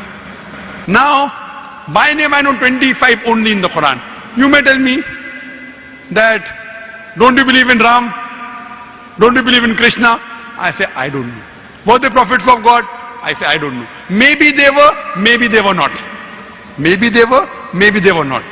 Because they are not mentioned in the Quran, I don't know. Maybe they were, maybe they were not. But all the messengers that came before the last and final messenger, Prophet Muhammad, peace be upon him, they were sent only for those people at that time. Their message was time bound.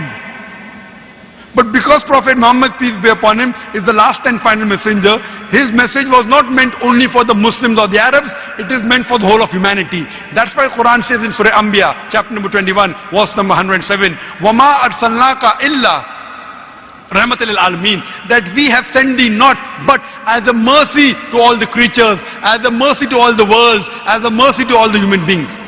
Similarly, all the scriptures that came before, by name only 4 are mentioned in the Quran: Torah, Zabur, Injil and the Quran. But Quran says in Surah Ra'd chapter number 13, verse number 38, وَلِكُلِّ أَجْلٍ كِتَابٍ, in every age have we sent a revelation. There were many books sent. I don't know by name. You ask me, can you call Veda the word of God? Maybe, maybe not. But even if it's the word of God, all the scriptures that came before the Quran, they were meant only for those people in that time. Now because there was time bound, Almighty God did not think it fit to preserve it. Now because Quran is the last and final revelation, Quran when it was revealed about 14 years back, it was not sent only for the Muslims or the Arabs, it was sent for the whole of humanity. Quran says in Surah Ibrahim chapter 14 verse number 1, in Surah Ibrahim chapter 14 verse 52, in Surah Zumur chapter 39 verse 41, that the Quran was sent for the whole of humanity. It was not sent only for the Muslims and Arabs. दर्शकों, अभी आपने सुने मुसलमान धर्म के प्रवक्ता doctor Zakir Naik जी के विचार, और आइए अब जानते हैं जगत गुरु तत्वदर्शी संत रामपाल जी महाराज जी के विचार। मुसलमान भाई कहते हैं कुरान शरीफ का ज्ञान सबके लिए है, सब मानव समाज के लिए है, किसी जाति विशेष के लिए नहीं है। तो जैसे हजरत मोहम्मद जी को एक जबरिल नाम का देवता एक बुराक नाम के जानवर पर खच्चर जैसे बैठा के ऊपर ले गया जन्नत में, और जन्नत में क्या देखा कि बाबा आदम बैठे, हजरत मूसा जी, हजरत ईसा जी, हजरत इब्राहिम, हजरत दाऊद वहाँ मिले, और उनसे मिले वो जा करके जन्नत में, उनको नमाज पढ़ाई, बाबा आदम से बात करी। तो बाबा आदम और कैसे पहुँच गए, वो तो कब्र में रहने चाहिए थे, क़यामत आइए नहीं है अभी। आप दिखाता हूँ आपको, ये देखिएगा, ये जीवनी हजरत मोहम्मद सल्लल्लाहु अलैहि वसल्लम, ये यहाँ से छपी है, देखिएगा।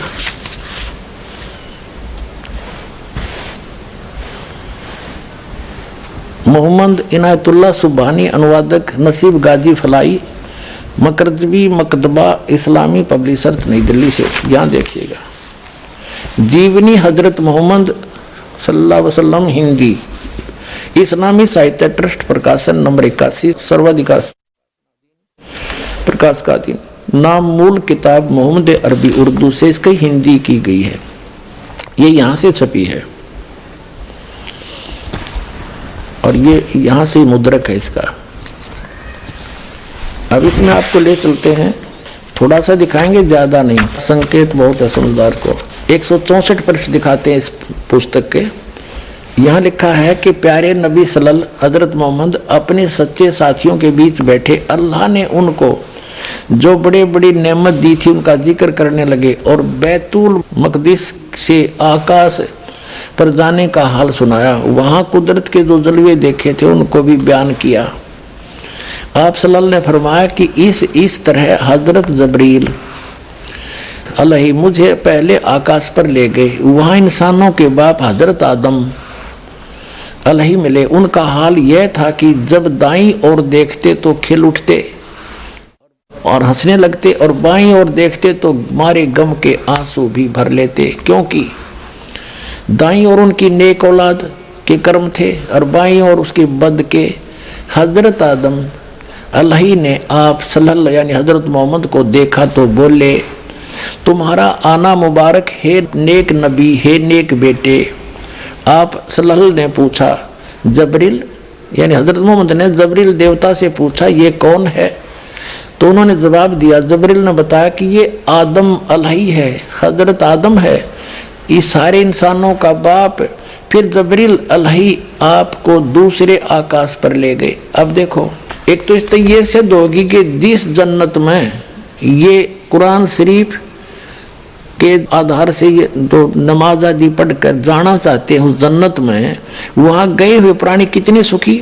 बाबा आदम को ये सुप्रीम मानते अपना, और वो जन्नत में बैठा है, एक बार तो रो रहा है, एक बार हंस रहा है, क्योंकि अब देखो इनकी यह थ्योरी भी गलत सिद्ध होगी कि जब क़यामत आओगी, जब वह सारे पैदा किए जाएंगे, इतने इसका वहाँ रहेंगे। अब ये बाबा आदम की सारी संतान ऊपर जा रही, और ये हजरत ईसा, हजरत मूसा, हजरत अब्राहिम, दाऊद, और ये सारे ऊपर बैठे। अब दिखाते हैं आगे। तो कहने का भाव ये है कि तू वो उस जन्नत ने के चाटे, वहाँ भी दुखी हो आदम, कभी रो रहा है, कभी हंस रहा है, क्या इसी को जन्नत कहते हैं? यह साधना गलत है। जहाँ ये जाते हैं वो ये काल का लोक है, ये पितर लोक है, और वहाँ एक तरफ पितर लोक है, एक तरफ स्वर्ग है, एक तरफ नरक है, वो बहुत बड़ा क्षेत्र है। तो ये पितर लोक में बैठे हैं सारे, तो वो खा के वो जन्नत, जहाँ वहाँ भी दुखी, सबका इनका हेड ऑफ द डिपार्टमेंट हजरत आदम वहाँ बैठा, कभी रो रहा है, कभी हंस रहा है, इसी को जन्नत कहते हैं। कहते हैं वहाँ दुख नहीं, इस तो बड़ा दुख और क्या होगा, सुख का सांस नहीं वहाँ पर। अब ये जन्नत है, इसको जन्नत कहते। देखो प्यारे नबी सल्लल्लाहु अपने सच्चे साथियों के बीच बैठे थे, ये सारा बता दिया। उन्होंने फरमाया कि मुझे पहले आकाश पर ले गया, वहाँ इंसानों के बाप हजरत आदम अलही मिले। उनका ये हाल था कि जब दाईं ओर देखते तो खिल उठते, स्वर्ग की तरफ देखे तो अच्छी संतान को देखकर हंसने लग जाते, और बाईं ओर देखते तो मारे गम के आंसू भर लेते, क्योंकि दाईं ओर उनकी नेक औलाद के कर्म थे, बाईं ओर बद के, निकम्मी के। हजरत आदम अलही ने आप सल्लल्लाहु यानी हजरत मोहम्मद को देखा और बोले, तुम्हारा आना मुबारक हो नेक नबी, नेक बेटे। अब जब आप सल्लल्लाहु ने पूछा, जबरील ये कौन है? तो जबरील ने जवाब दिया, उन्होंने जवाब दिया कि ये आदम अलही है, सारे इंसानों का बाप है।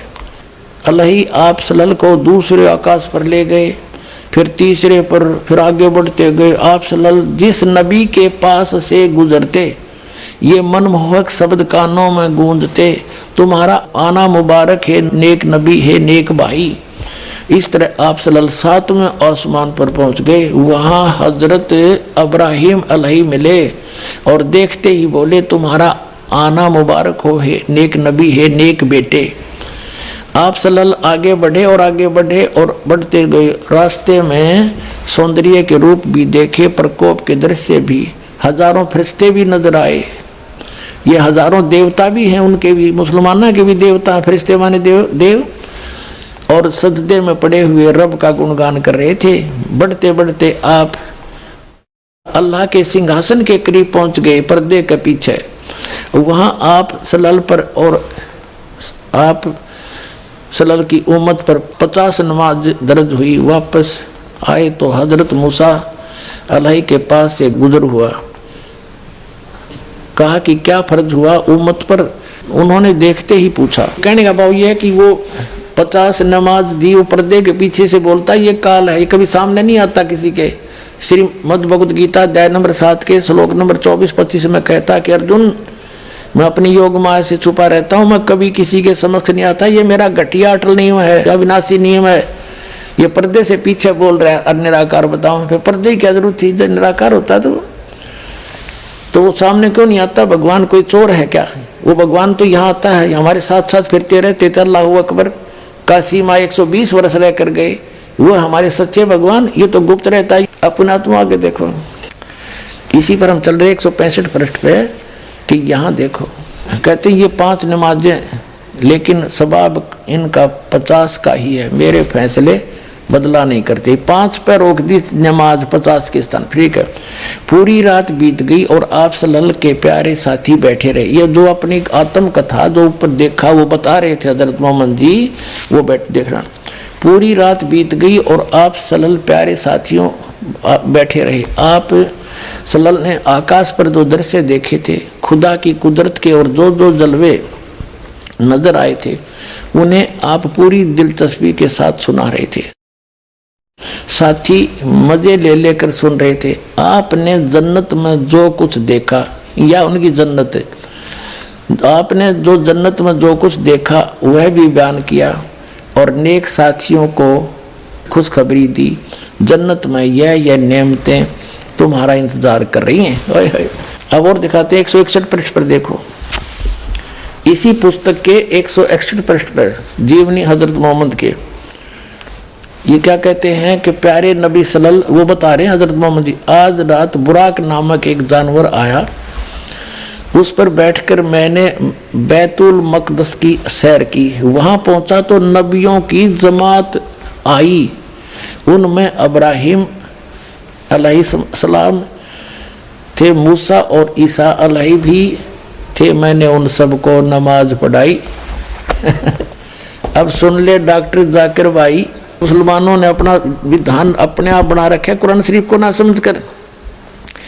अब ये कहते हैं जब सारे कब्रों में दबा दो, दबाते रहो, और तो ये आवेगी 4 अरब 32 करोड़ वर्ष जब बीत जाएंगे, जब यह कयामत आवेगी, इतने तो वो उन कब्रों में फंसे रहेंगे, सड़ेंगे पड़े पड़े, एज पर योर रूल। बाकी ये गलत है तुम्हारा मानना। अगर ये नियम फाइनल होता, हजरत मोहम्मद जी को ये ऊपर ले गए हुए सारे नबियों की जमात वहाँ ऊपर देखा जन्नत में, उनको नमाज पढ़ाई, बाबा आदम मिले, बाबा आदम की सारी संतान वहाँ नरक में पड़ी कुछ जन्नत में। ये सिद्धांत भी इनका गलत सिद्ध हुआ कि जो बाद में ही सब जीवित किए जाएंगे, ये गलत सिद्धांत है, भ्रमित है।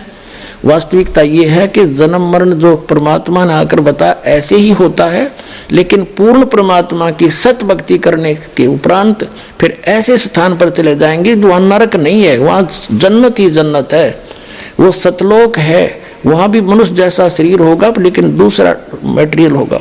अब जन्म मरण का इतिहास जो है, एक थोड़ा सा जीवित इतिहास दिखाते हैं आपको जो बिल्कुल सत्य है। अपनात्माओं अध्यात्म ज्ञान को समझने के लिए हमने अपनी अपनी डफड़ी नहीं बजानी, बतेरे दिन बजा ली। हमने सभी सदग्रंथों को, सभी इतिहासों को साथ लेना पड़ेगा जितने महापुरुष हुए हैं। अब जैन धर्म का इतिहास दिखाते हैं आपको, ये देखिएगा। आओ जैन धर्म को जाने। ये पुस्तक है प्रवीण चंद्र जैन M.A. शास्त्री, ये पुस्तक है आओ जैन धर्म को जाने। लेखक है प्रवीण चंद्र जैन M.A. शास्त्री, जम्बूद्वीप इस्तनापुर। प्रकाशक श्रीमती सुनीता जैन, जम्बूद्वीप इस्तनापुर, मेरठ उत्तर प्रदेश। अब ये यहाँ से ये है सारा कुछ। प्राप्ति स्थान है संजय कुमार विजय कुमार जैन, कानपुर वाले, जम्बूद्वीप इस्तनापुर, मेरठ। जैन साहित्य सदन, चांदनी चौक, दिल्ली। राजकुमार जैन, कमलाबाई आश्रम, महावीर जी दी जैन मंदिर, शांति, सारा कुछ। और यहाँ से जम्बूद्वीप हस्तिनापुर। धीरेन्द्र जैन, न्यू अदृश्य वेबसाइट प्रिंटर्स, मेरठ से छपी है। इसके 154 पृष्ठ पर आपको ले चलते हैं। इसके 154 पृष्ठ पर दिखाते हैं आओ जैन धर्म को जाने। इन्होंने क्या बताया है कि भगवान श्री आदिनाथ यानी ऋषभ देव को इस्लाम धर्म में भगवान आदिनाथ को क्या माना गया है? उत्तर है बाबा आदम। ऋषभ देव जी जो जैन धर्म के प्रवर्तक हैं, वो मृत्यु के उपरांत बाबा आदम के रूप में प्रकट हुए। पुनर्जन्म नंबर 1 हुआ सिद्ध। और बाबा आदम भी फिर कब्र में होना चाहिए था, जो हजरत मोहम्मद ऊपर मिले। वो हजरत इब्राहिम, हजरत मूसा जी, हजरत ईसा जी भी कब्र में पाने चाहिए थे, अब वहाँ ऊपर मिले उनको। तो इनका विधान ये गलत है कि कब्रों में तुम्हें दबाया जाएगा और क़यामत आओगी जब जिंदा करा जाएगा, अरबों वर्ष तक उसमें छेड़े जाइयो। यह आपका विधान है, कुरान शरीफ का नहीं है। कुरान शरीफ स्पष्ट कहता है कि दोबारा पैदा करूंगा, और पहले भी किया था, ये मैं वायदा करता हूँ। तो पुनर्जन्म होता ही रहता है यहाँ तो। अब आगे देखो, एक पुनर्जन्म का और जबरदस्त इतिहास दिखाते हैं। ये देखिएगा 293 पृष्ठ से हम चलते हैं। श्री महावीर भगवान के अन्य कौन कौन से नाम हैं? अन्य 5 नाम है: वीर, अतिवीर, सम्मति, महावीर एवं वर्धमान। अब हम 293 पृष्ठ पर आगे। अब श्री महावीर भगवान के जीवन का कथन कहाँ से आरंभ होता है? उत्तर देते हैं पुरुवा नामक भील की पर्याय से। पुरुवा नामक भील कौन था? उसने क्या किया? पुष्कलावती देश की पुंडरीकीनी नगरी में वो भीलों का राजा था। उसने सागर सेन मुनि से मद मास मधु का त्याग व्रत लिया था, जिसे आजीवन पालन किया था। श्री महावीर भगवान का जीव पुरुवा भील की पर्याय से कहा गया। पहले 100 धर्म के स्वर्ग में एक सागर की आयु वाला देव हुआ। उसके बाद स्वर्ग से आकर क्या हुआ? भरत चक्रवर्ती की रानी अनंतमती से मारीची नामक ज्येष्ठ पुत्र हुआ। फिर उसके बाद कहाँ हुआ? मारीची ब्रह्म स्वर्ग में देव हुआ। ये मारीची कौन है? ये मारीची है भरत का पुत्र, ऋषभ देव का पोता। ऋषभ देव जी ने जब तपस्या की थी 1000 वर्ष तक, पहली धर्म देशना यानी प्रथम दीक्षा, पहला चेला यू अपना पोता बनाया था मारीची। एक गुरु बनाकर साधना करते, वेदों अनुसार साधना करने वाले की भी जन्म मृत्यु कैसे बनी रही? आगे देखो। अब मारीची फिर कहाँ गया? भरत की चक्रवर्ती रानी अनंतमती से मारीची नामक ज्येष्ठ पुत्र हुआ। फिर ब्रह्म स्वर्ग में देव हुआ। अयोध्या नगरी में फिर कपिल ब्राह्मण की काली स्त्री से जटल नामक पुत्र हुआ। फिर सौदरा स्वर्ग में एक सागर वाली देव हुआ। इसी भरत क्षेत्र में सुतिका नामक गांव में अग्निभूत ब्राह्मण की गौतम ऋषि से अग्निशय नामक पुत्र हुआ। यानी जन्म मृत्यु, स्वर्ग गया, फिर पृथ्वी पर, फिर स्वर्ग गया, फिर पृथ्वी पर, फिर नरक गया। ये आगे देखो 295 पृष्ठ पे, यहाँ कमाल हो जाएगा। फिर कहाँ गया? मंदिर नगर में साल्य का ब्राह्मण की पत्नी से भारद्वाज नामक पुत्र हुआ। भारद्वाज के शरीर ने छोड़कर महावीर भगवान का जीव कहाँ गया? पर्याय ने छोड़कर महेंद्र स्वर्ग में देव हुआ। महेंद्र स्वर्ग से फिर कहाँ गया? इतर निगोद में एक सागर की आयु वाला निगोदिया जीव हुआ। निगोद से निकलकर श्री महावीर भगवान का जीव कहाँ गया?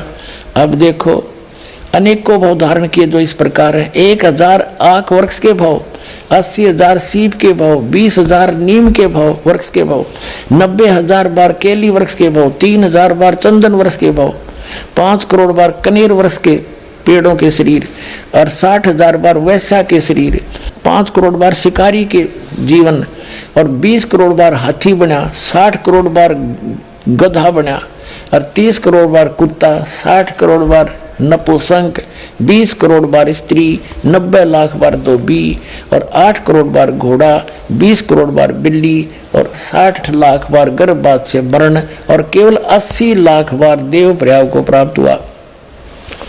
ये है रियल जन्म मरण का चक्र, बिल्कुल सत्य है। कब तक? जब तक उस अल्लाहू अकबर की सत साधना इस दास से प्राप्त नहीं होगी, तो ऐसे जन्म मृत्यु सबकी होगी।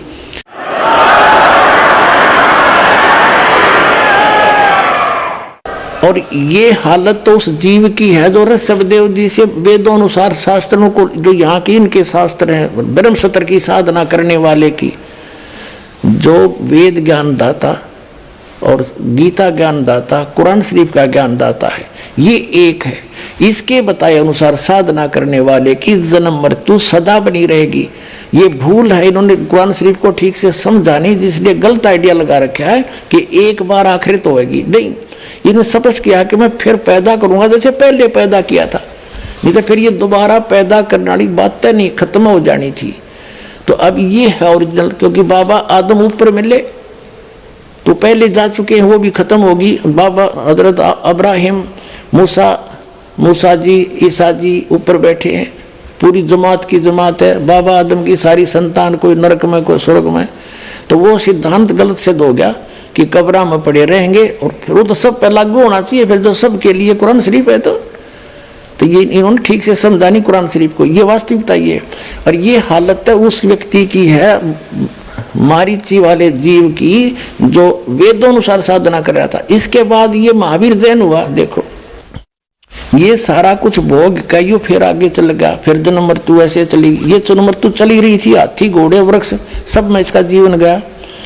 और फिर देव हुआ, त्रिपुटी नाम का नारायण हुआ, और फिर 7वें नरक में गया। उसके बाद 7वें नरक से महावीर भगवान का जीव कहाँ गया, ये सारा चल रहा। सिंह पर्वत पर सिंह हुआ, फिर पुनः नरक में, प्रथम नरक में गया, फिर कहाँ गया, ये हुआ, फिर यहाँ आ जाते हैं 7वें स्वर्ग में देव हुआ।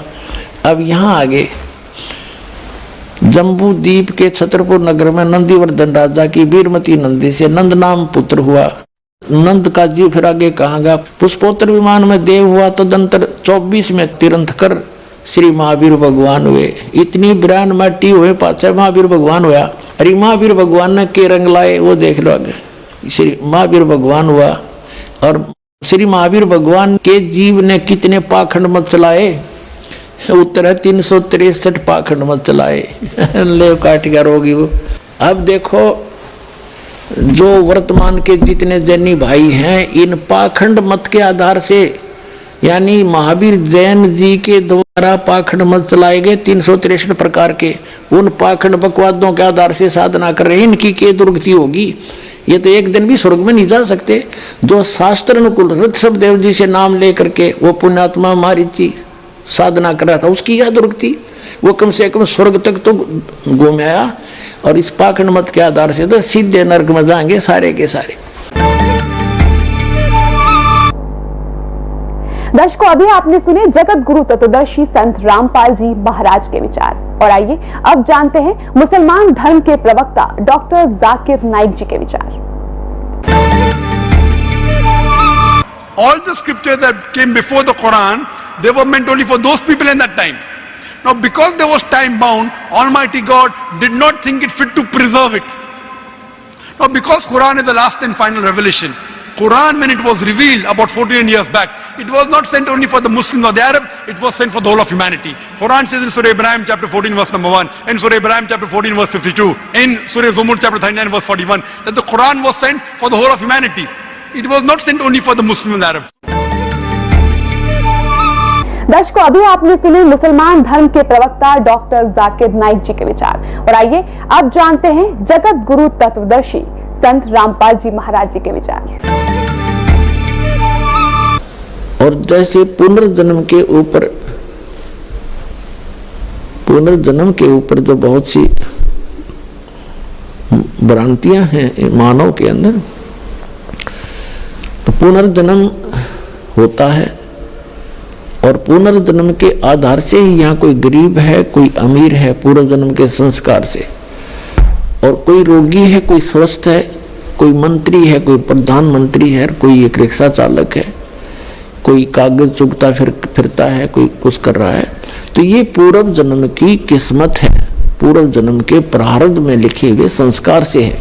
अब इससे दो बात सिद्ध होगी।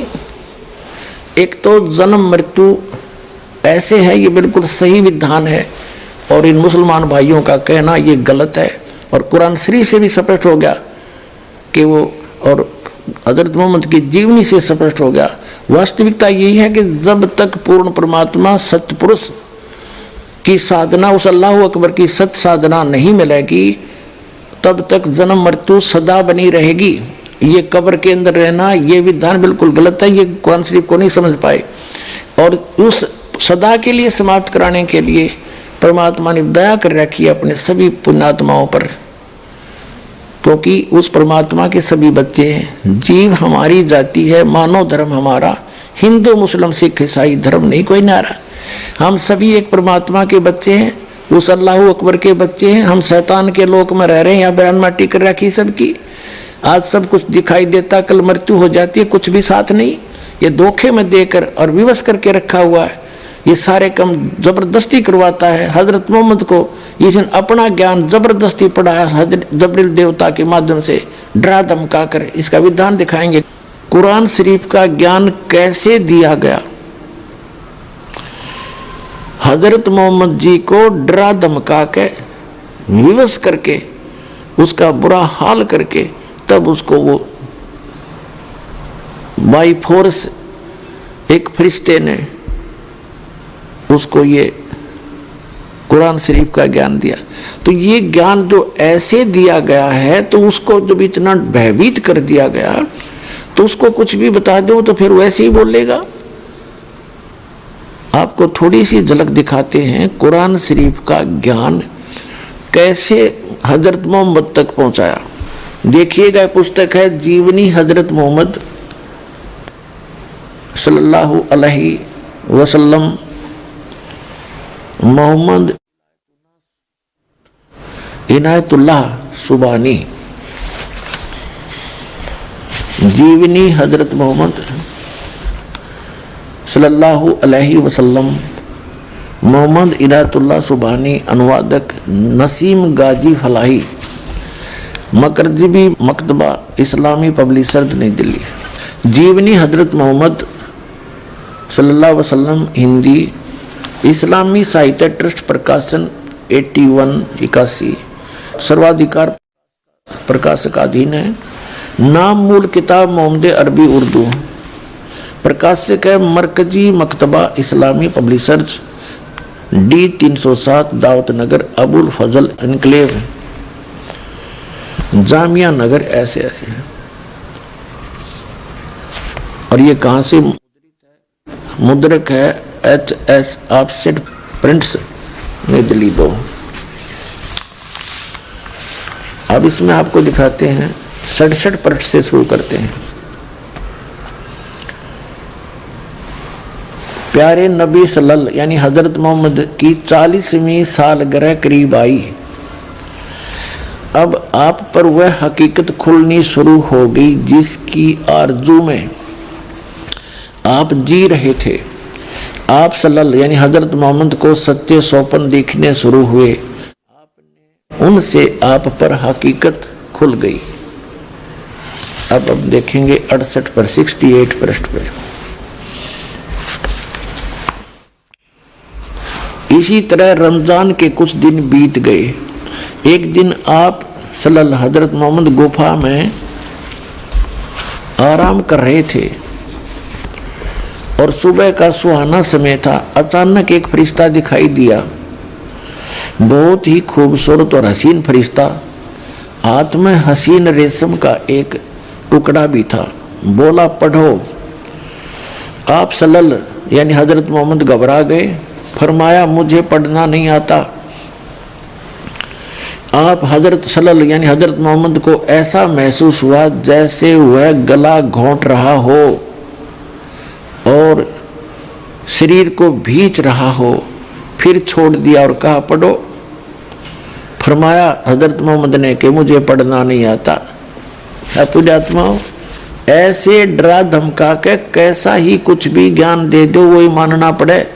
ऐसे ही गीता ज्ञानदाता ने अर्जुन को जब वो सीधे हाथों नहीं मान रहा था, ऐसा भयंकर रूप दिखा दिया, विकराल रूप अपना। उससे सारा कापन लग गया अर्जुन जैसा योद्धा। और फिर उसने जो कहा वो सारी मान ली इसने, वही तरीका इसने अपनाया। ये देखिएगा, फरमाया मुझे पढ़ना नहीं आता। अब 59 पृष्ठ पर पढ़ेंगे। फिर आप सल्लल्लाहु ने अर्थात हजरत मोहम्मद को महसूस हुआ कि वह गला घोंट रहा है दोबारा और शरीर को भींच रहा है। फिर छोड़ दिया और कहा, पढ़ो। आप सल्लल्लाहु को अंदेशा हुआ कि वह फिर गला घोटेगा और इस बार और जोर से भींचेगा। फरमाया, क्या पढ़ूं? हजरत मोहम्मद बोला, क्या पढ़ूं? अब फरिश्ता बोला, पढ़ो अपने रब के नाम से जिसने पैदा किया इंसान को खून की फुटकी से। पढ़ो, तुम्हारा मेहरबान रब ही है जिसने कलम से सिखाया इंसान को वह कुछ सिखाया जो उसे मालूम न था। कुरान, ये कुरान की कोई आयत है।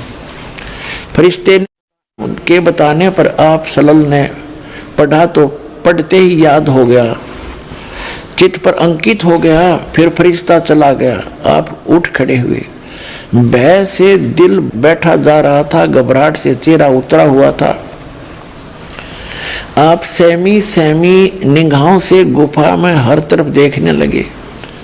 हैरानी और घबराहट की हालत थी। दिल ही दिल में सोचने लगे, अभी मुझे किसने बातें की हैं, वह कौन मुझे पढ़ा गया है। फिर तेजी से गुफा से बाहर आए। अब आप सल्लल्लाहु हजरत मोहम्मद को पूरा विश्वास हो गया कि ये जिन्न का असर है, और जिस बात का डर था वही सच साबित होकर रही। आप सल्लल्लाहु पहाड़ की घाटियों से गुजरने लगे। पूरा शरीर थर थर कांप रहा था। दिल में बार बार ख्याल आता, शुरू में जो सौपन दिखाई दिया वह तो बिल्कुल सच्चे निकले। उनसे बहुत सी नई बातें मालूम हो गई। जिस चीज की तलाश थी वह खुल कर सामने आ गई। लेकिन वह कौन था जो अभी यहाँ खड़ा था? वह कौन था जो पढ़ने के लिए कह रहा था? अचानक एक आवाज आई, मोहम्मद। आप सल्लल्लाहु यानी हजरत मोहम्मद चौंक पड़े। घबरा कर सिर ऊपर उठा, देखा तो वही फरिश्ता आदमी की सूरत में खड़ा था।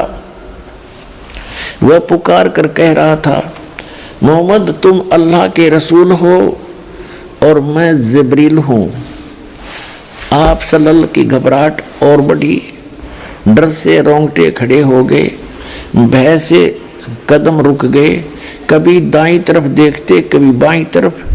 यह सूरत आँखों से ओझल हो, लेकिन जिधर देखते वही दिखाई देता, जिधर मुंह करते वही मौजूद होता। आगे बढ़ें या पीछे हटे, नजर नीचे करें या ऊपर उठाएं, हर तरह हर जगह वही फरिश्ता दिखाई देता। फरिश्ता चला गया। आप हजरत मोहम्मद अपनी पत्नी खदीजा के पास आए। भय से कांपते हुए और पसीने में डूबे हुए आते ही फरमाया, मुझे कुछ उड़ा दो, कुछ उड़ा दो। तुरंत बीबी खदीजा ने चादर उड़ा दी। खदीजा, मुझे क्या हुआ? तुम ही बताओ, यह मुझे क्या हुआ? फिर जो कुछ देखा था वह बयान किया और फरमाया, मुझे अपने बारे में डर है। बीबी खदीजा बहुत समझदार थी। ये बातें सुनकर जरा भी न घबराई। उन्होंने आप हजरत मोहम्मद सल्लल्लाहु को इज्जत की नज़र से देखा और बोली, चाचा के लाडले खुश हो जाइए और जो कर रहे हैं करते रहिए। उस जात की कसम जिसके हाथ में खदीजा की जान है, आप इस उम्मत के नबी होंगे। आप तो सच बोलते हैं, रिश्तों को जोड़ते हैं, अमानतों में खानत नहीं करते, निर्धनों को, बेसहारा लोगों को सहारा देते हैं, मेहमान की खातिर आदि। भला आप को कैसे बर्बाद होने देगा? खदीजा की इन बातों से आपको बड़ी तसल्ली हुई। हजरत मोहम्मद को बेचैनी दूर हुई, मुखड़ा खुशी से चमक उठा। आप सल्लल्लाहु ने इस तसल्ली पर उनका शुक्रिया अदा किया और फिर सो गए। बीबी खदीजा ने आप सल्लल्लाहु की बातों पर विचार किया तो बड़ी खुश हुई, किंतु साथ ही साथ कुछ डरी भी। आप काबा का तवाफ करने चले, रास्ते में बरका मिल गए। देखते ही आपसे बोले, भतीजे तुमने क्या देखा है? आपने सारी बात बता दी। बरका ने कहा, उस जात की कसम जिसके हाथ में मेरी जान है, तुम ऐसे ऐसे। अब कहने का भाव ये है पुण्यात्माओं कि कुरान शरीफ का ज्ञान इस प्रकार इस काल भगवान ने, कुरान शरीफ के ज्ञान दाता ने फरिश्ते के माध्यम से हजरत मोहम्मद तक पहुंचाया। और पूरे मुसलमान धर्म के भाइयों का, मुसलमानों का कहना है कि जो भी ज्ञान, जैसे भी वचन कुरान शरीफ के ज्ञान दाता, जिसको मुसलमान भाई अपना अल्लाह मानते हैं, उसने जो भी शब्द कहे एज इट इज, बगैर किसी बदले कमी बेसी के, फरिश्ते ने हजरत मोहम्मद तक पहुंचाए। चाहे वो आकाशवाणी के माध्यम से, चाहे ऐसे सीधा आकर के, या उसके अंदर सीधा टेलीग्राफिकली उसमें भर दिए, फिर वो बोलने लायक गया। जैसे भी इसे दास क्या सिद्ध करना चाहता है कि इस प्रकार कुरान शरीफ के ज्ञानदाता ने हजरत मोहम्मद जी को डरा धमका के ये कुरान का ज्ञान बताया। और इतना डरा हुआ आदमी एकदम अचानक को फरिश्ता आ जावे तो बड़े बड़े का कलेजा हिल जाए। तो ऐसे ये कुरान शरीफ का ज्ञान प्राप्त है। और उसने जो भी आदेश दिया हजरत मोहम्मद जी ने आगे उसी तरह बोलते रहे, बताते रहे।